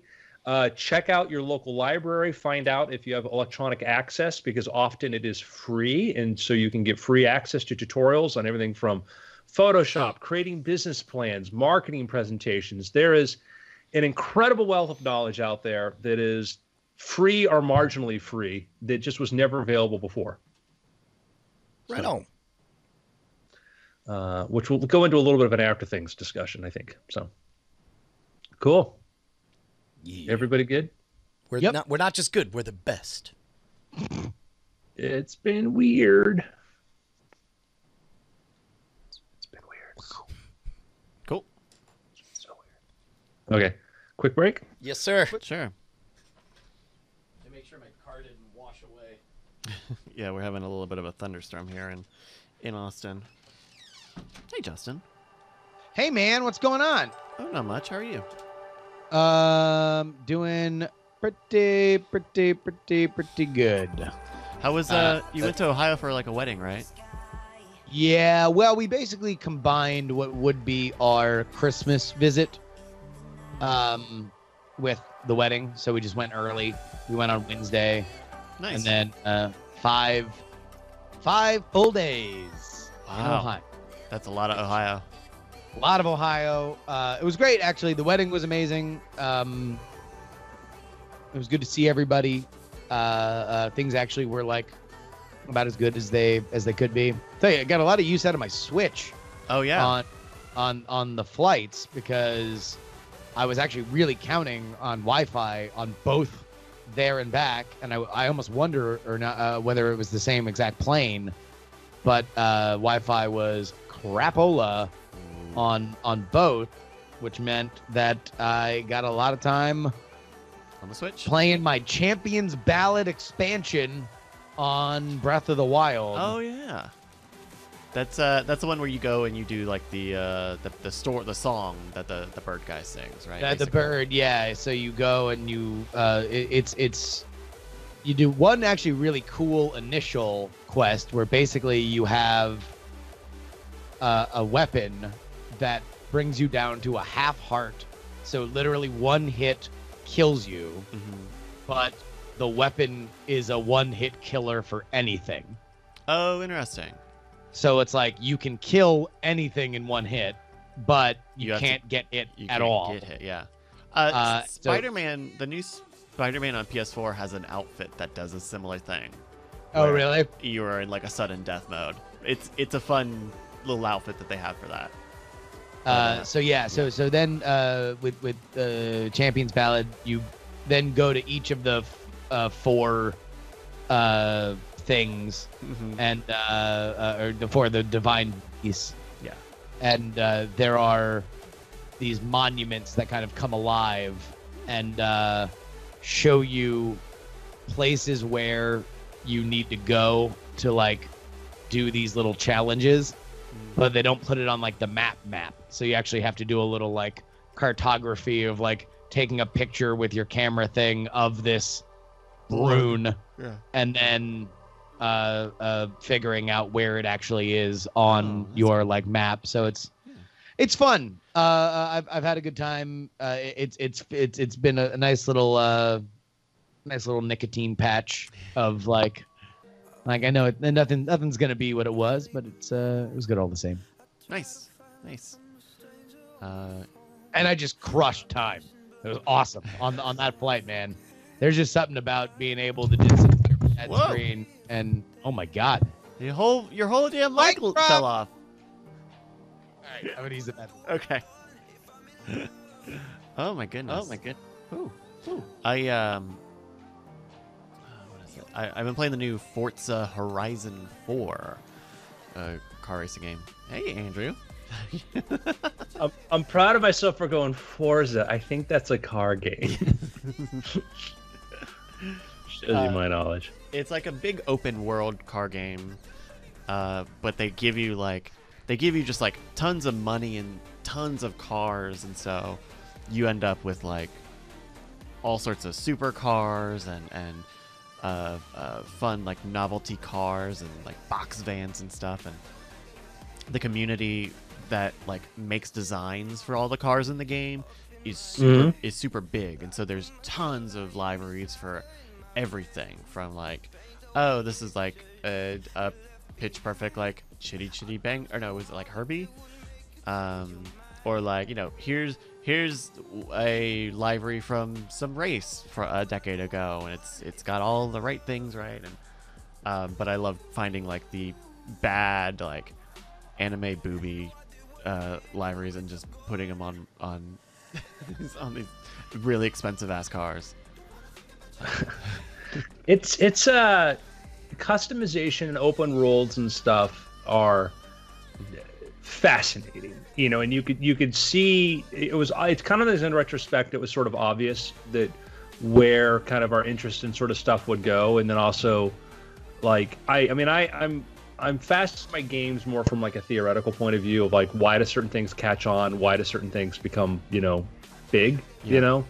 And it's like I've never played Fortnite. I've read a lot about it, you know, read a lot about interactions about it, because like, oh, this is interesting, because it's like you know it's you know, it's it's simple, and for a lot of it, it's because it's free, you know. Yeah, like that. It's free. The power of that is, and Brian's over here saying also no blood, but I think the kids don't really care either way. I'm sure the parents are. No, but that's the difference between PUBG and Fortnite, right? Like, is that and $30? Well, yeah. So one's free, one's not. But also one, if your parents catch you playing Fortnite, then it's, oh look, it's, you know, you disappear. There's no blood, whatever. Mm-hmm. It's just a game kids like. But if you see them play PUBG in the same way that it would be like Call of Duty or something like that, you'd be like, I don't know. You might be a little young. Yeah. And you know, then you get in when there's like a creative element to it, like Minecraft, which is a very cheap game. You know, I mean, I think I saw somewhere that like Minecraft still has more monthly active users than I think it's Fortnite. Like Minecraft is still, you know, got a dedicated fan base. Now, you know, for Microsoft, I'm sure they're bummed because that's not a subscription-based game. But they have a marketplace in there now, I think. Well, and that's the other thing, is that Fortnite managed to, build on the basics that all of this generation was taught playing, you know, Minecraft at the age of, 6 or 7 or 8 years old. Yeah, especially with like the Hunger Games mod that they had on there, the idea of building to stay alive, Okay. Yeah. And the fact that Fortnite is all cartoonish and familiar territory. Yeah. But anyway, Forza Horizon 4 is fun. They have a lot of what's really nice is that it's very close to like the simulation type game of Forza Motorsport, but they have all sorts of like assists and stuff. So they'll show you your driving line, and they'll tell you when you need to brake, and you can turn on assist. It's like, hey, just help me steer better, or help me, keep my stability or traction when I go off road or whatever. Like, and they scale back your rewards based on how many assists you have. I don't know what happened, Andrew. Yeah, who's your auto? I guess your mic auto. Yeah, adjusted somebody's really levels just dialed up a lot. I'm sorry. I wonder what's going on here. high. Yeah. Still bad? It's keep talking. Hello, hi there. Yeah, I don't it's know fixed what itself. to do. It sometimes it'll do a thing where if it detects signal but it's not very loud, it'll pump it up to try to get it. So I think we were catching some of your breath or something. I was thinking. It just ended up sounding like you were just really excited about whatever we were talking about. Like, oh my god, cars! Speaking of cars, the do we have Tesla a- Model 3 has been great. Do we have a letter this week? No. I have a topic though. Oh, great. Okay. Is it? If we have a letter. Letter's great, but I have a topic here. All right. And we don't. Okay. Awesome. Then I'm gonna go over here, and you guys can start after things. How about that? Ready? In 3, 2, 1, go. Hello, I'm Andrew Main, and welcome to the After Things podcast. I'm joined by Justin Robert Young, That's me. Mr. Brian Brushwood, I'm told that's me. I'm a bit unawares. and Thank you, Skype. This episode of the After Things podcast brought to you by Skype. Skype. It's time to upgrade Skype. Don't worry. It genuinely won't I'm totally still bone your here. podcast. Ridiculous. Thank you very Our much Skype to our crashed. sponsor, Skype. And now I We have now to- return to our in-progress production of the After Things program. This is really weird. Can you guys hear me? Yeah. You can hear. Yeah, yeah, I can hear you now. You're frozen in the other screen. So we're working on, on it. yeah, I can hear. Hold on, I have Can to- everybody hear each other? Just a reminder, when you're thinking of video solutions for your podcast, whether they're coast to coast or just across town, make sure that you use Skype. Well, I guess. Okay, hold on. Skype just take. So I guess Skype just took it down. woo. That's hey there, partner. Ever wish you had 4 throats? Then what you need is Skype. I think we're back. All right. Ridiculous. Hello and welcome. Oh, sorry. Start over. Yeah, keep all of this. Keep all. Wait, are we of this. still echoing? Yeah, we're echoing. I got it. I'm handling it. I'm working on it. They're... All right, take it away. Hello and welcome to the After Things podcast. I'm Andrew Main, joined by Justin Robert Young, Hey. Brian Brushwood, Hey man, I assume everything's great. This episode brought to you by Skype. yeah, and our super producer extraordinaire, Bryce Castillo. I'm gonna pull out the last hairs that I have. I've Oh. only got this hair on the top of my head. And I'm gonna pull it all out because of friggin' Skype. I got 2 stories. What I want to talk about the Banksy thing. I want to talk about that. Totally want to talk about that. But first, I want to tell you this. I read this. I'm like, oh, this is kind of cool. So there's a company called Brex, which just did a Series C funding round, which means first you do a Series A, then you do a Series B, then guess what, a Series C. And Brex got a $125 million raise, meaning they've got $125 million invested in the company. They have a valuation now of $1.1 billion, which makes them a, quote, unicorn company. But don't show the headline just yet. When I get to there, because it's fascinating, is that this is a company that's created a credit card to make it much easier for startups and businesses to basically, keep track of spending. You can get it without it's a very easier way for emerging businesses to get lines of credit, and they're very, very detailed credit reports. And so it sounds like they fill a really good niche. You start a business and you want to do this. It might be that they're a high quality product. I would like to believe, you know what, it might even be that they've identified an important niche that needs to be filled. I would love to believe that it's because of their clever slogan, just Brexit. No, Brian. Long way to go. All right. So here you have a company that's got some people. I vote leave. You give a vote of no confidence. They've got some interesting people who've been Max Lechkin, who was one of the original PayPal mafia, Peter Thiel, Some other people who've gotten in there, former executive officer of Visa, Carl Pasquarelli, and some other people have been behind it. So we've got a lot of really good people who support it and believe this is a possibility. They've identified a really solid need for this area, and they've created a product. What makes it interesting was the founders are 22 years old. And meaning they've been doing this company. They started this company like 2 years ago when they were 20, and they've been building it solidly. Now they're 22 years old, and they are heading up a $1 billion financial company to Brazilian kids. They are from Brazil. They met together. They liked coding. You know, their moms didn't really think the coding thing would lead to anywhere. And I guess they made some like first games, which were maybe were infringing copyrights. They got like, legal cease and desist threats. So they decided, because Franchetti received what he discovered. He got a cease and desist when he discovered a jailbreak from the iPhone. And I guess he got grounded from that, but they stuck with the computing thing. And they tried a couple different companies, projects. They had like one that was a website to make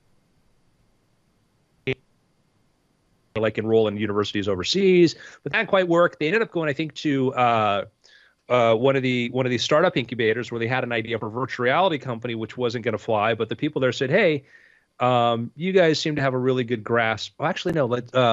These people said, you have a pretty good grasp of finance. Why don't you go into that? And so that's what these kids went into, and now Rex. So this is a case where being an old and busted old man may be tempting. Whenever you hear the words, $1 billion company and 22-year-olds, it's tempting to think back to where you were at the age of 22. But of course, they did not start at the age of 22 like so many of us did. It really makes you reflect on, I'm going to go out on a limb and say, did these guys go to college? Did they go and spend 4 years getting ready to do a thing and then show up on the bottom of a ladder and work their way up? Or my guess is they just started trying things at the age of 16 that they tuned themselves into an unmet demand that the universe had and then dialed in and went to work on it. It's good for them. Good for them. Yeah, well, apparently, I guess what they did is they were like 15. This 15-year-old kid, he started his first company, which had like 800,000 users, but it couldn't make money. He closed that. He met the other teen, and then they created Pagar.me, the Stripe of Brazil. It raised 30 million, had a staff of 100. Then they sold it, and so they had that. They built that success, and then they came to Silicon Valley to build stuff because they seemed so big and cool. Like these kids, they were like 20 years old. They've already had like a $30 million raise, and then I don't know how their exit was, and they come to Silicon Valley like to go learn from them. I'm like, I think you guys kind of figured it out, but and then they came here, and I think they did Y Combinator. As they wanted to do, a virtual reality startup, with their Y Combinator. Like, you guys seem to have done a pretty good grasp of, finance. We need to stop. Our internet connection has gotten really bad, and I don't know if we just need to call each other back or something. But this is getting hard to listen to. Okay. So here we'll put a pin in Y Combinator. Sorry. And then, do you want to do a full reboot? You want to do a speed test? You want the speed test? You want some hot chocolate? Please let me just fix this. Actually, sorry, I'm trying to be good. Trying my very best. All right. Calling Justin. Let's see here.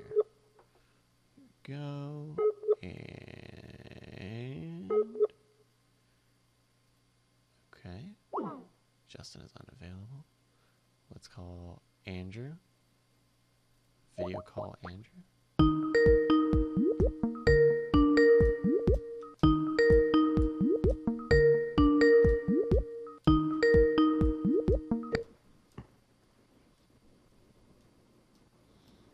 Okay, hi Andrew. Hello. Hello. And then call on 1-888-260-3769 as our company shutting down. That is why we are calling you to refund your money you paid to us. Please call on 888 260. Well, that sounds legitimate. Okay. Okay, and then we'll add Justin. Hopefully. Oh, Andrew. Oh, whoop, whoop. Okay, maybe. Here we go. All right, everybody's back, looking good. HD. Okay, sorry. Y Combinator. So here you have a case of some teenagers. They started programming. They created a company. They had an exit, which exit can mean anything, but they built something. They built up a staff. They did something amazing, and then they go to Y Combinator with the idea of starting a virtual reality startup. And the advisors there are like, you guys need to know payments, and so they do that. And now, $22 billion company, which is amazing. And Brian, you're about to make a point about that.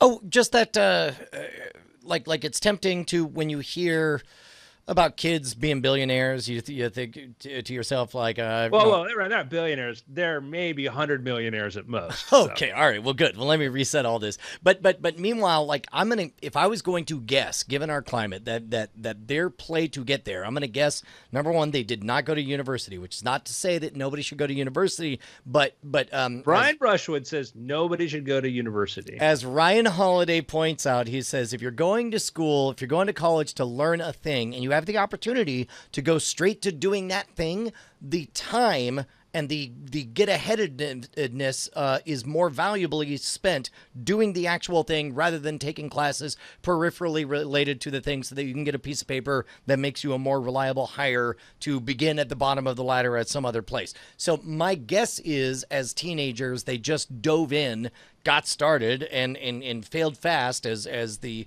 credo in Silicon Valley goes. Yeah, and I mean, the takeaway I had from this wasn't like, oh my God, they made a ton of money. It was like, here are two teenagers that saw a problem and identified a need they perceived as a need, and they had people who got behind them. And it was, there is this sort of I go to these startup events and you see 99% of these people, it's cash grab sort of things. It's somebody's like, we're going to deliver blank in a box, or we're doing this. It's like, you're doing this because you hear these exits or you hear about these Series A funding and you think that's the goal, which maybe, but it's like, here, I'm in love with stories where people, hey, I saw a problem, I created a solution, and now it's cool. Jack Dorsey and the crew with Twitter is amazing, but then with Stripe was like, hey, payments are hard. Let's do this. PayPal, other things, Uber, all these, Airbnb were like, hey, here's a problem. And sometimes to make these things work, nobody thought like Airbnb at the time was going to be this big thing, but they said like, no, there's a real need here. There's a real problem here. And let's try to solve it. This is, as we put it, I taught a class with Rex Williams of the Whiskey Tribe. We did a thing on building a tribe through online video, and the three key elements we kept hammering on are niche, type, and spice. Type is the structure. What kind of show are you? Are you a how-to show? The spice is, what are you doing that's different from everyone else? In the case of the Modern Rogue, you might say, yes, it's an awful lot like Mythbusters, the type, but the spice is, what if it was two Adam Savages, neither of which knew how to do anything? But the most important part is the niche. When you think of, just as Darwin had postulated a tree of life where you got branches for lizards and branches for flies and branches for protozoa and so on, if there was a gap that was unfilled, then we would grow into that niche. There's also you might postulate a tree of brands. There's a place for restaurants, and then that branches off into fast food restaurants versus sit down enjoying restaurants. And then the fast food branch splits into one where it's like, just give it to me fast, McDonald's, give it to me a little bit slower, but this time it'll be healthy, like with Subway and so on. Likewise, we talked about all this in terms of niches in the podcasting space, in new media. The Whiskey Tribe was able to go in I guess under 2 years to from nothing up to over 100,000 subscribers, because they recognized that, yes, there were people on YouTube giving reviews of whiskey, but there was nobody doing it. And also, this is the spice and the type, whatever, was injecting storytelling elements and ridiculous backstory lore about a bear and an eagle and the mooch gods and all this stuff. And that's what's really engaged their audience. But I think that same idea very much lives in the world of business in general, not just in the media side of things. You know, in this case, these guys recognized that there was an open niche. And yes, there were other structures that were close to it, but whatever it is that Brex, what is the sneaky twist? What would the spice be on the Brex thing? Focusing on small businesses that have trouble getting corporate credit cards. You know, giving entrepreneurs credit limits, giving credit to people who haven't been able to get it. So audience that, the niche being there's a need for people running small businesses to get credit. Yes, there are credit cards already, but so the type is let's do credit fulfillment, and then the spice would be, but let's go out of our way to make it really convenient, really easy to build structures in. Let's predict in advance all of the things that we know small businesses tend to need when it comes to accounting and all that other stuff, and advice, and make that super, super easy. Good on them, man. Yeah, and I think on the subject of spice too, I think that a good point to point out there is that, like what Whiskey Tribe did, from what you're describing, is they found a thing that made it appealing to an even larger audience. Often people say, I'm going to do this, I want to do a comic, podcast. It's great, but I'm only going to cover comics from 1963 to 1965 during this niche. It's like, that might be appealing, but now you're getting really narrow. You're, instead of taking a large audience, you're now trying to carve out a small audience, which may not be bad, but you have to understand, like, it's this. Does this make it go wider or narrower? Well, and which can work if you so you satisfy a niche that is specific enough, but then and the type is obviously, the structure is I'm going to cover comedy stories from blank blank and blank times. So you make it a narrowly defined niche, and by virtue of owning that niche with that type, by being first, you now own it. But then the spice is the weird thing that has a tendency to expand the niche, to actually make the niche more interesting. And Business Wars, the podcast I talked about before, is the perfect example of this. We are hearing classic stories of business warfare. That's the type. The spice is this dude doesn't give a dry accounting of everything, but instead actually acts out both parts and puts in sound effects and music and sets the scene and tells a story. So that's the spice. And in doing so, causes me, like, I am now far enough into the podcast that I'm starting to listen to stories that I inherently have no interest in. But I trust him and his storytelling acumen and the way he runs all this. Sure. At this point. I guess maybe let me give a better example. Like, I'm gonna do a sci-fi news site. Great, but I'm only gonna do interviews with cast members of Babylon 5. That's a starting point. You don't have to remain there. I think it's, but and that could be great, and there should be things like that out there. But that's the thing of where it's. But if it's like, hey, I'm going to do this, but I'm going to do interviews with people on old sci-fi shows and stuff and get stories, then it's bigger. That's cool, because then we'll do a run on Babylon 5, then we'll do a run on Blake 7 or some other nerdy. Then it's like, oh well, I'll probably come in when it's some show that I liked. And then I might stick around for these other interviews at some point. In the chat, Drunk Furball already has a title, Babbling 5. He'd listen to that. That's great. I think that's the thing, is to think of, like, the spice is how it helps get bigger. Niche, going in a niche is good to focus, but don't, take that and applies elsewhere. Your topic about food was interesting. Have you heard about Cloud Kitchen? No. Well, one of the things, and I may have mentioned this before, if you're in like New York or some big cities and you look up like Uber Eats and you look at some of these dining places, you'll see like, White Orchid Thai Cafe, you'll see, the Down Home Country Barbecue or whatever. There aren't actually physical stores for this. There aren't actually physical restaurants for these. These are just kitchens where they make the foods, and they make them under a bunch of different names. Right. And so somewhere in, the Bronx, there's a food kitchen that prepares this stuff.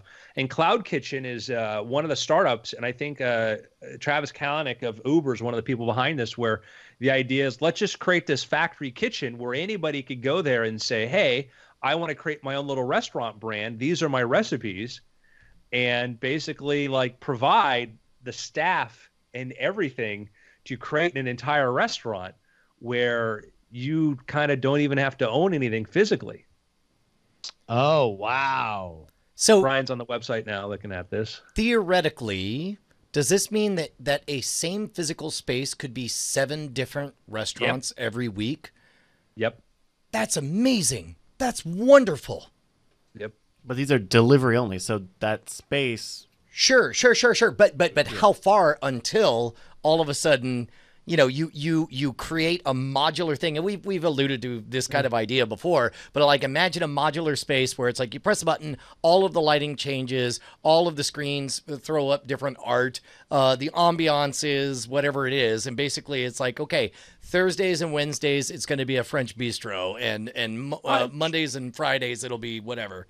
Yeah, I think could be a thing, but I think they're trying to go in the opposite direction. Say like food delivery is becoming bigger and bigger and bigger, in the same way that like you use cloud resource and lower the cost. If you get rid of any of the real estate costs completely, like I don't go out as much as I used to because like I use Amazon restaurants and Uber Eats like all the time because I'm lazy, and that's for a lot of people that's continuing. That's the trend, and that's like that. So they're like, but now let's lower the cost of starting a restaurant to the average person. So, for tens of thousands of dollars, if you have some restaurant idea, I don't know what the costs are, but I imagine it's, you could start your own delivery service now without ever having to.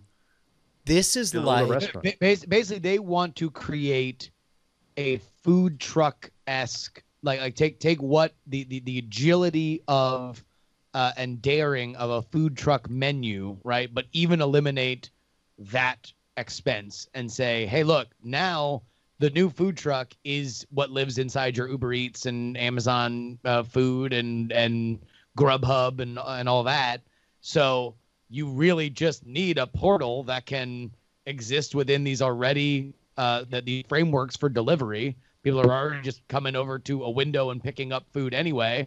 All you really need is a good idea, and we can help you get staff to cook it correctly.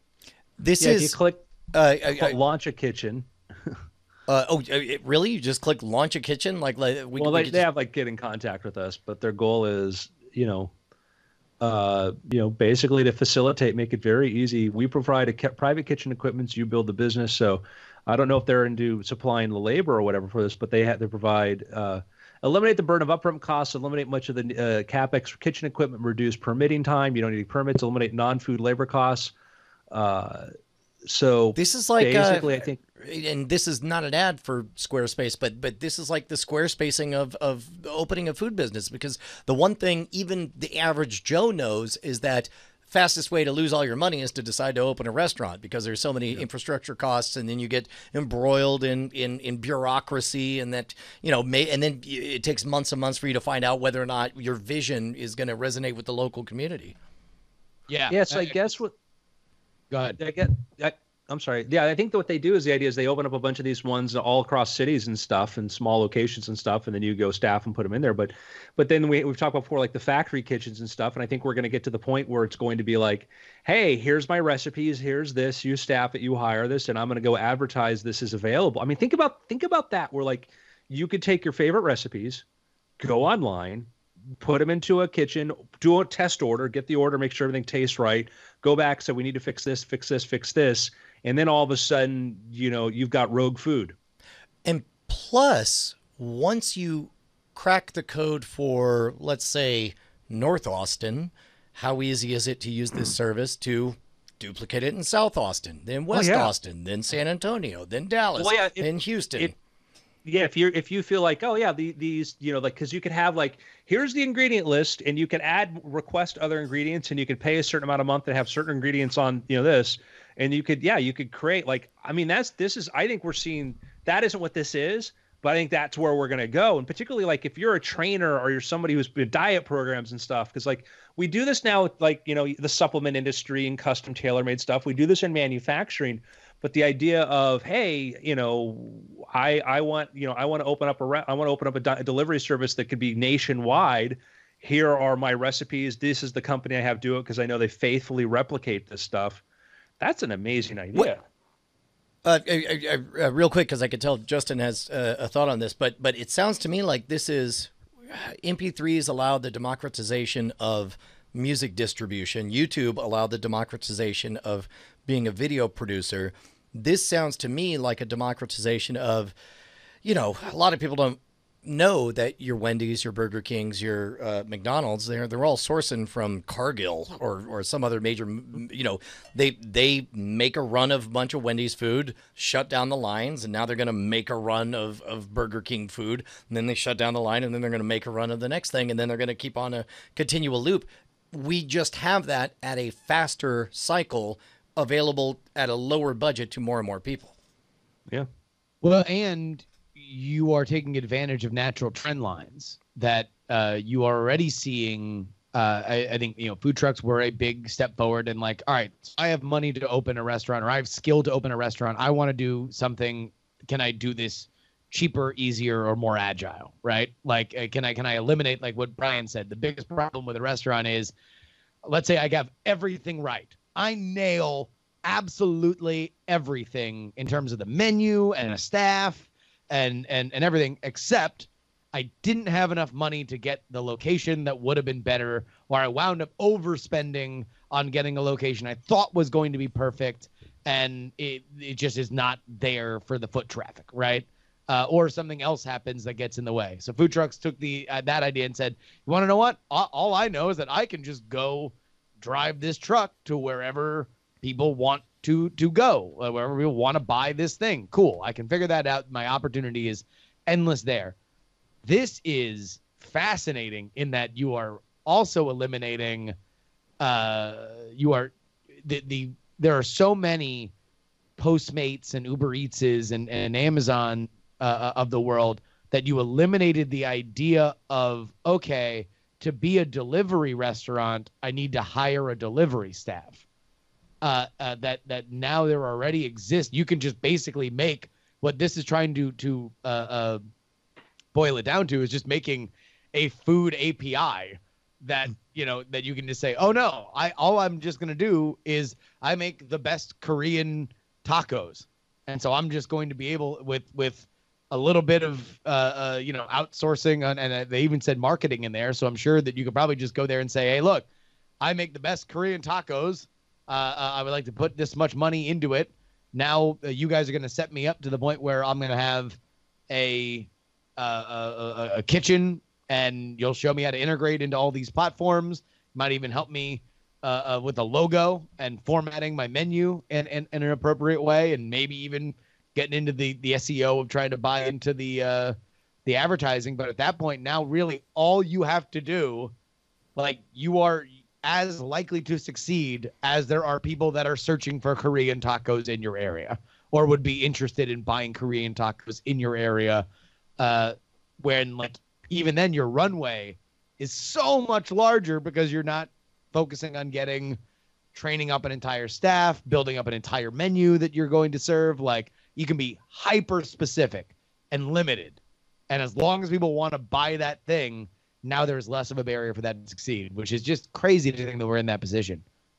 I think I see this expanding. I mean, this is if you're a person that wants to run your own kitchen and do this, this is great because you call them up, they provide you the kitchen, you can go cook there. So it's like they've already done the trouble of finding where to put these kitchens. Co-working kitchen space sounds great.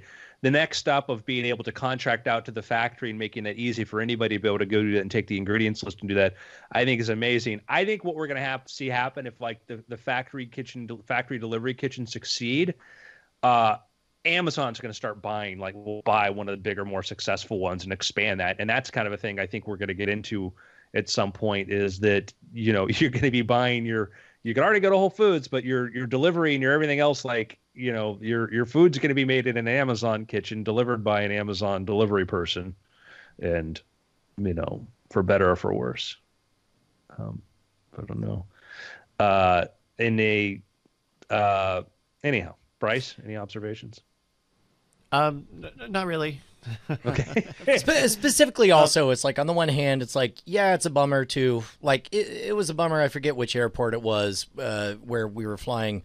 I think it was United, and they have the whole terminal, and you have all these different storefronts with all these different, there's a steak place, there's a chicken place, there's a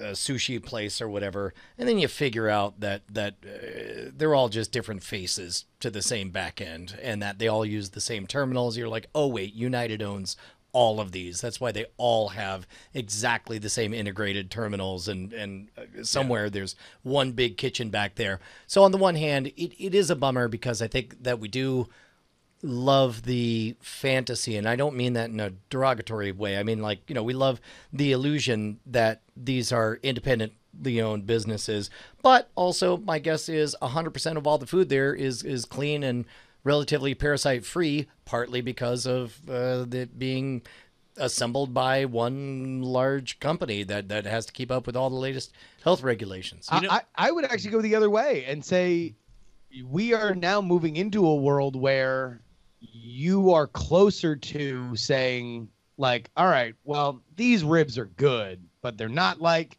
my friend Doug's ribs in this other place that I used to live.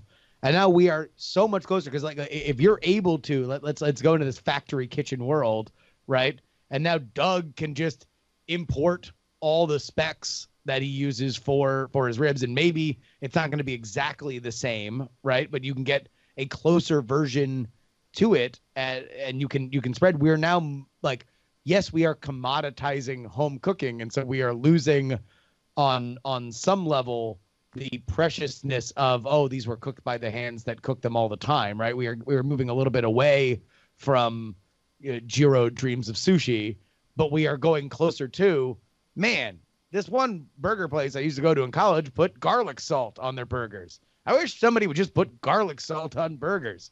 Like, and now we're going to have that in such a faster and agile way. Well, and here's the part that we have to get more comfortable with is the idea that that so much of our subjective experience when we go to a restaurant is really the stories that we tell ourselves and the stories that they tell us. Like, it matters if a place is, around the corner, or let's say disguised as a floppy disk repair company, then that is part of the story of the experience of getting into a speakeasy and then requesting high-end cocktails. Like, there's nothing magical about those cocktails, but the experience matters for all that. And so substantively, there's nothing about this that can't be done by robots, and eventually there will be. So essentially, the role of the storyteller, the role of the artist, becomes to craft a narrative of experience for everybody. We saw that with the Alamo Drafthouse. Alamo Drafthouse does not have the greatest food on the planet, but they go out of their way to tell a story about presentation, a movie, about the subversiveness of what they were up to, even though they've since had to institutionalize and franchise it and make it a little more commoditized. So much of those early days still survives what began as this punk rock thing. This is your white whale, is Alamo Drafthouse not playing YouTube clips or not playing copyrighted material before the movies. Well, and even then, the fact that they've gotten right with, a sustainable, large-scale version of it still makes it, I think, better than the place across the street from us. Oh, hell yeah. Oh, no, definitely. I mean, listen, I could do with a few less toy commercials during every superhero or Star Wars movie. But all in all, it's a nice, pleasant thing to walk into when you're about to go see the movie. Right. In a totally unrelated note, Banksy, the provocateur, was able to make headlines this week. Did you all see this? I did. I love the fact that this has been the headline on this in reality is Banksy rewards person who paid tremendously high price for item by making it insanely more valuable.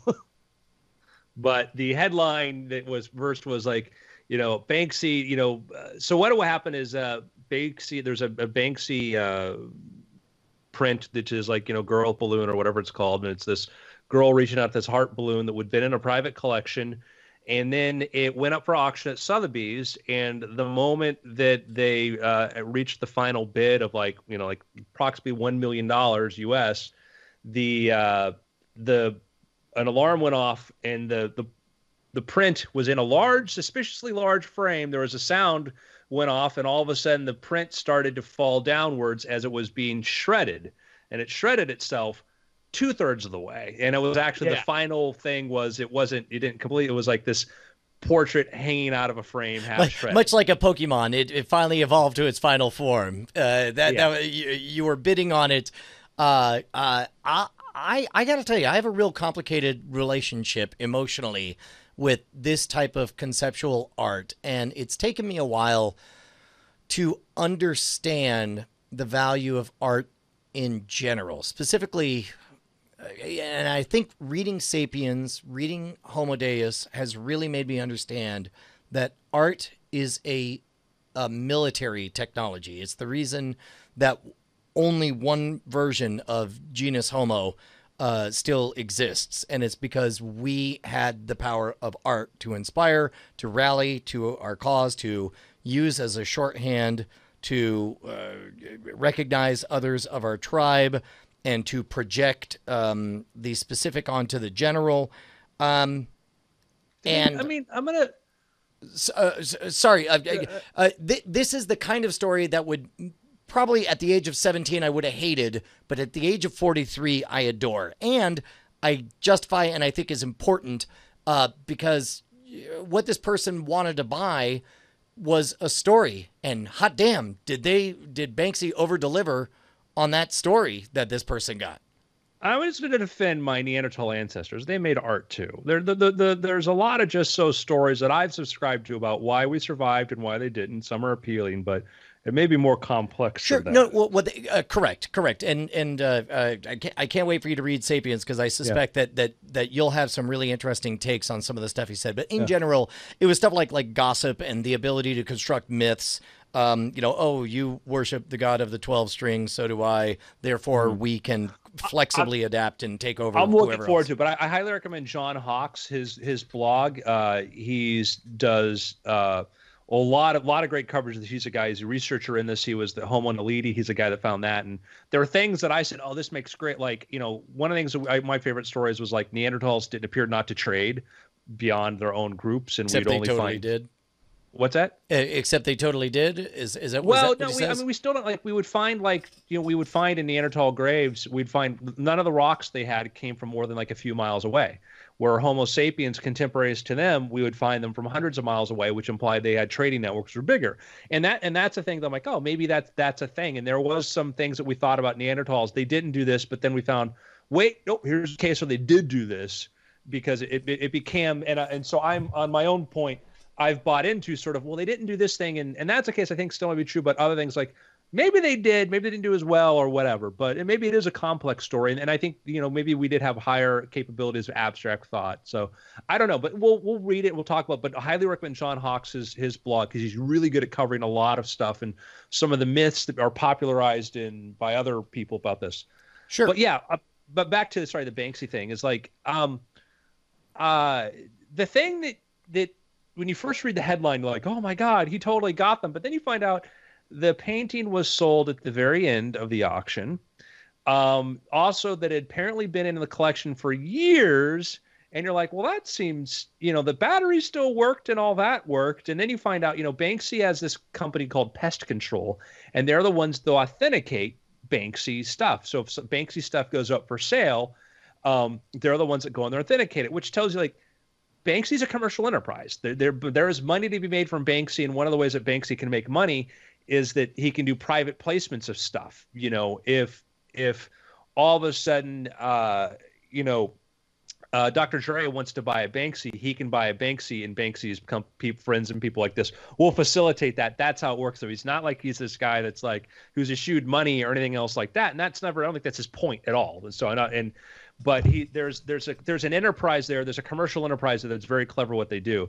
So the theory is that Pest Control, which is the group that goes in to authenticate, probably rigged this thing. And I'm personally inclined to believe that Sotheby's was in on it because they placed it last. And or at least let's generously say like, hey, we're not going to tell you what, but and maybe this is the whisper network of them saying like, not going to say what, just going to say this one. You probably want to be the winner of this auction. And the amount that it sold for was a very clandestine amount. It was the exact same amount as his previous auction record of a painting, which is that's something where Do you it think feels they- controlled on the buying side as well. They set. Do you think like word got around like, hey, if this gets to 1.4 million, you're going to be pretty glad you have it. It could be. I mean, look, I whether or not I don't know enough about the art market to know where this was. Like, I mean, aside from I read the same thing that Bryce did, but here's what I do know: you are thrilled if you have this. Like, Yes. you are if given the choice between a regular framed Banksy with that exact same design or this one, you're going to want this one. Art is inherently made more valuable by the more people talk about it, and we are talking about it right now, which probably has some kind of calculatable value added to it. So I think this is one of those great things. It shows, tell you what, you want to talk about a brand? Banksy knows his brand, and whoever it is there, that it is a business, it is a brand, it is something that they were able to say, oh, look, aren't we super cool for not only taking $1.4 million, but then also, or after Sotheby's gets their cut, whatever, how much, Banksy or the private seller who was selling it gets, but then also totally driving up every other piece that is going to be sold, because now you'll have at least some kind of reasonable thought of like, oh, I wonder when this one's going to spit acid in my face. Like, $2 million for me, sir. Yeah, it's certainly it's a wonderful thing that, I mean, it's I loved it because like this is delightful. The way that the story got carried just shows you sort of the idiocy of the way kind of modern journalism is, which is probably the same as old journalism. And I think that what's kind of funny is like there was an auction around this time last year, which made waves in the art world, but didn't go beyond that. Do you know like the do you like the highest paid ever for a piece of art is? No. What? Well, I think this may have set the record. Last year, a Da Vinci portrait of Christ sold for $450 million. That's a lot. Now, the problem is that, like, I hear there's some speculation that it may not actually be a Da Vinci, though. I don't, I think there may be some debate or that, and that's the sort of thing where, I mean, it's, it's great, but I kind of like the Banksy thing. I kind of like, because, I mean, like, we're all big Da Vinci fans here. Don't get us wrong. But if you want to talk about something that's kind of more impactful or interesting and made more waves, this Banksy piece, now granted, Banksy. And whoever buys it, you now have influence beyond that money can't buy, right? Yeah. Like, this is something that you could then give, I'm sure any modern art museum would love to have it and would love to probably pay. You can tour this thing around the world now and make money or gain influence. Like this is beyond just being a talking point that you can have in your own private collection. This is something that now will be, it is in a world where art doesn't become famous, like that we appreciate the things that have happened in the past. This is art becoming famous in front of our eyes on a level that we very rarely see. Yeah, I feel like it's a case of questions being more interesting than answers, because the moment you read this headline, you think, well, would it be worth more or worth less if it was cross-cut instead of shredded? Is it more aesthetically pleasing this way that it didn't finish, or do we wish it did? I don't know. I think it's a fascinating thing, and I think that it's good to probe those weird side depths of arts. I think all of us are in love with a thing that we're still trying to figure out why we're in love with it and what parts of it we're in love with, and whether that's specifically Banksy, whether it's the nature of his highfalutin pranks, whether it's the nature of being in love with the stories associated with art in general. I got to tell you, man, more than ever in my life, I feel like there's a value to that. I agree. We talked about this with SpaceX and, MZ, the guy who's funding the whole send artists around the moon. It's like, yay.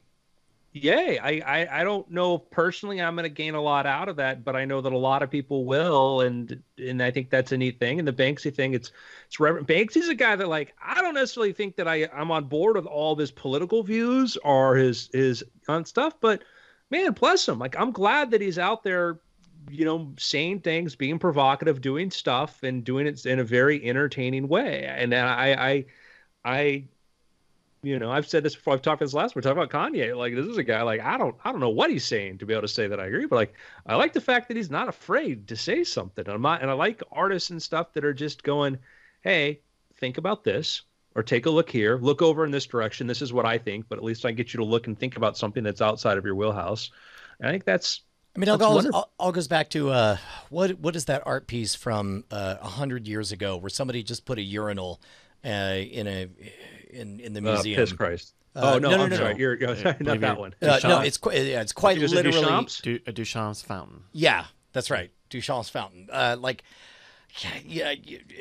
Again, you read these books from brain scientists where it's like they're like, man, oh man, do people instantly have an opinion of whether or not that's art? And I don't know. I for one encourage that debate.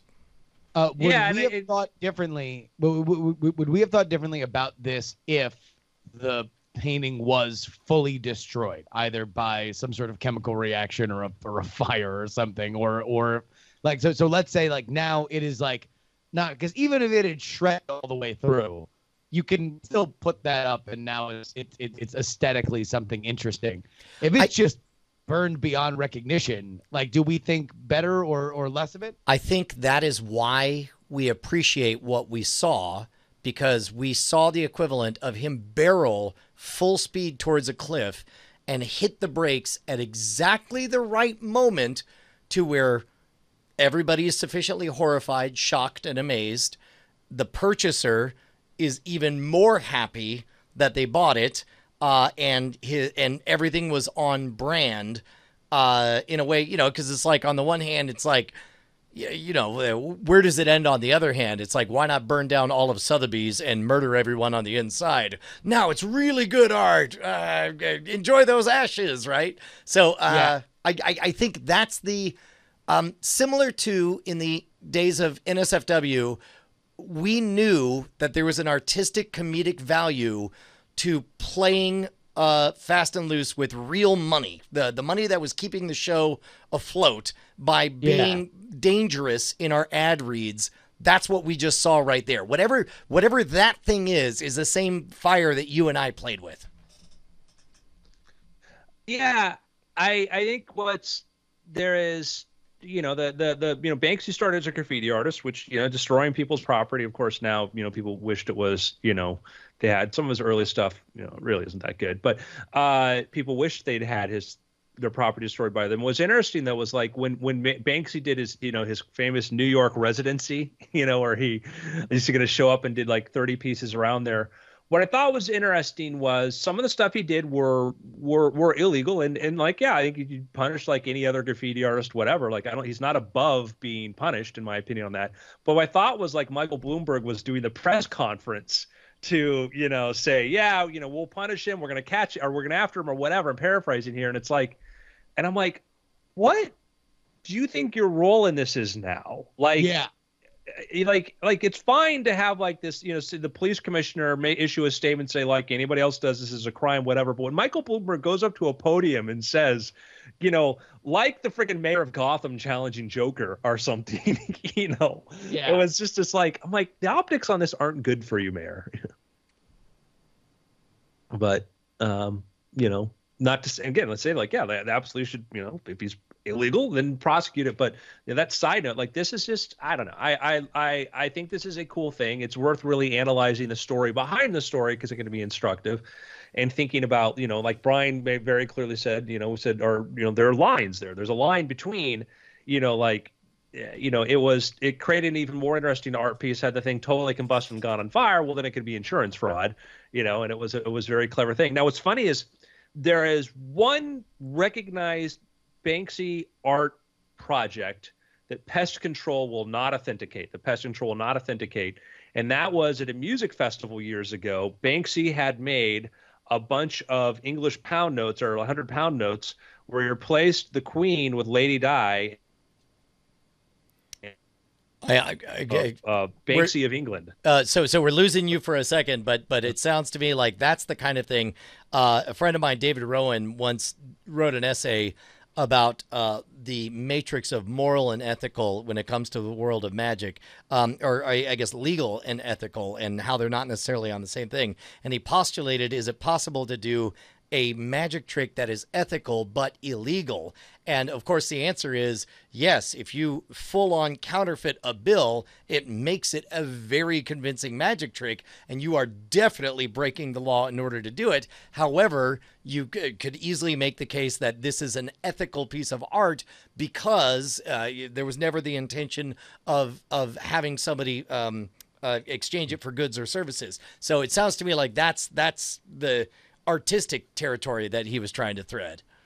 Yeah, so when people will have those notes. Well, problem is immediately people tried to spend those notes at shops and stuff, which again, you're probably better off now had you done it, but like had you kept it or whatever. But yeah, when people try to get authentication from pest control, they're like, nope, not authentic. It's not an authentic Banksy.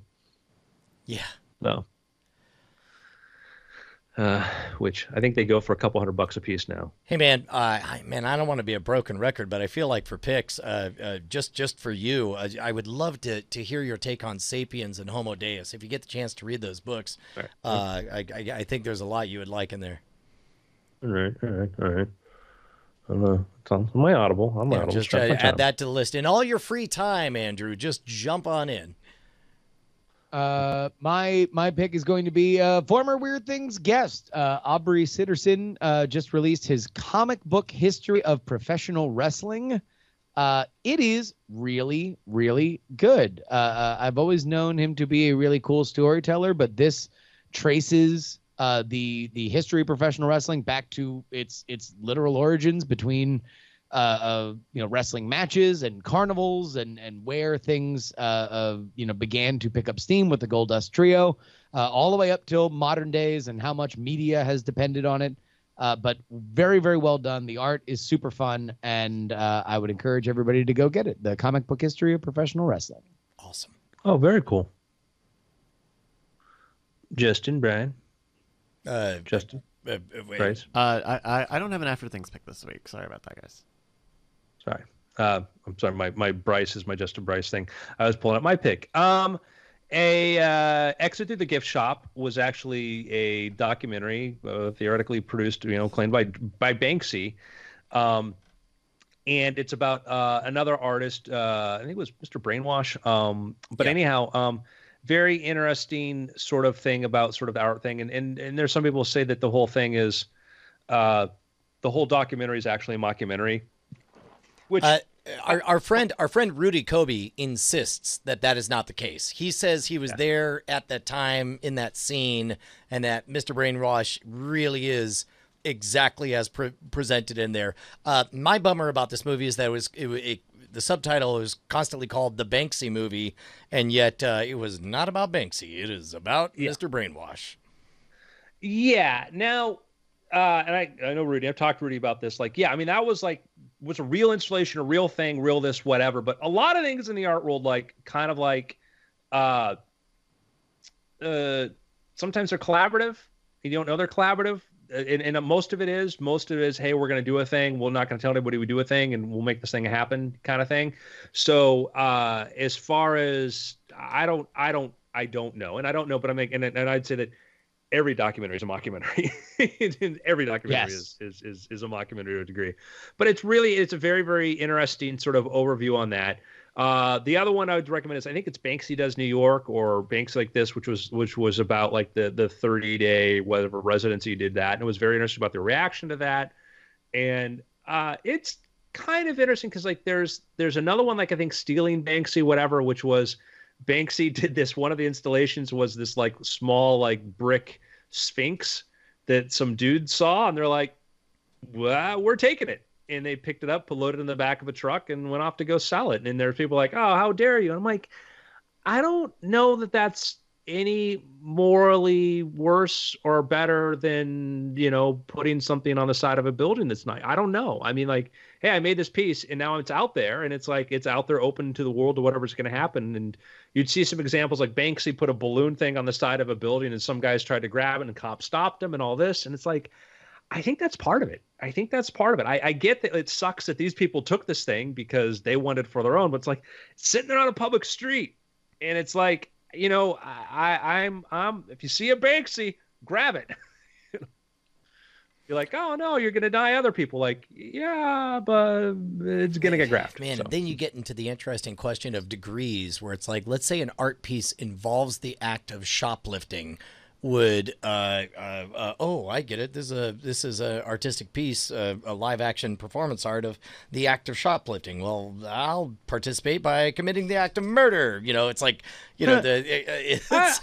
that's not a gray line for me, Brian. Well, specifically like I don't know, like defacing property and theft of property. That's interesting. I don't know. Well, I of mean, course, these are the interesting when a piece questions. is on the street and it's abandoned like that, in theory, it's abandoned. You could pick that up. That's a thing. And so, like, right, and so that would the city could maybe claim, and that would like things and sort of like, yeah, are blind. They're like, this is on somebody else's property. Like there was a case of a balloon thing on a building, and some guy went up to it, like, no, that's on that building. That is belongs to that building, and that to me, that's clearly theft. I'm climbing onto this building, which does not belong to me. To do this. When Banksy puts something on a public sidewalk or a street, it's like. It's abandoned, it's clearly there. It's like, Wait, what this makes me think of is the art piece where they put the defiant girl in front of the raging bull on Wall Street, where they did it without permission. And so the question is, well, do we remove it, or is this the new story, or what right does not the artist have to alter the context of the original artist's art and all that stuff? I still don't understand the intent of that piece. Like the bull represents like a growing economy. And then I'm like, and a little girl wants to stand in the way of it, but also, I'm like, I don't understand this. Tell you what, man, these questions are better than answers. That's what makes all of this so interesting. Yeah, I mean, it was cool. I mean, I was like, it's cool they did that, but I'm like, well, wait, what's the I don't know. I think the message here is not, clear to me. If it that sounds like a whole separate episode of After Things, because I feel like that would be a fun thing to break down what you see and all that. Yeah, I don't know what the artist intent, but yeah, it's cool. But that was the story between the bull and the bear too. Like I think those were like spontaneous. Oh, sure. The metaphor about like a bear economy and a bull economy. No. I mean, literally like showing up. I think the original. Walls, oh, really? I want to make this go long. Which, by the way, Drunk Furball in the chat says he thinks they repurposed the image of the bull to stand for the patriarchy. Now you're probably right, and that's certainly the way I read it. And then the question is, what right does one artist have to co-opt someone else's art to change it? Or it's like, okay. Like, yeah. Bull. So the charging bull, the Wall Street Bull, is a bronze sculpture, stands in Bowling Green. Originally guerrilla art, installed unofficially by Marco Di Monica. It's popularly led to being a permanent feature. It was another.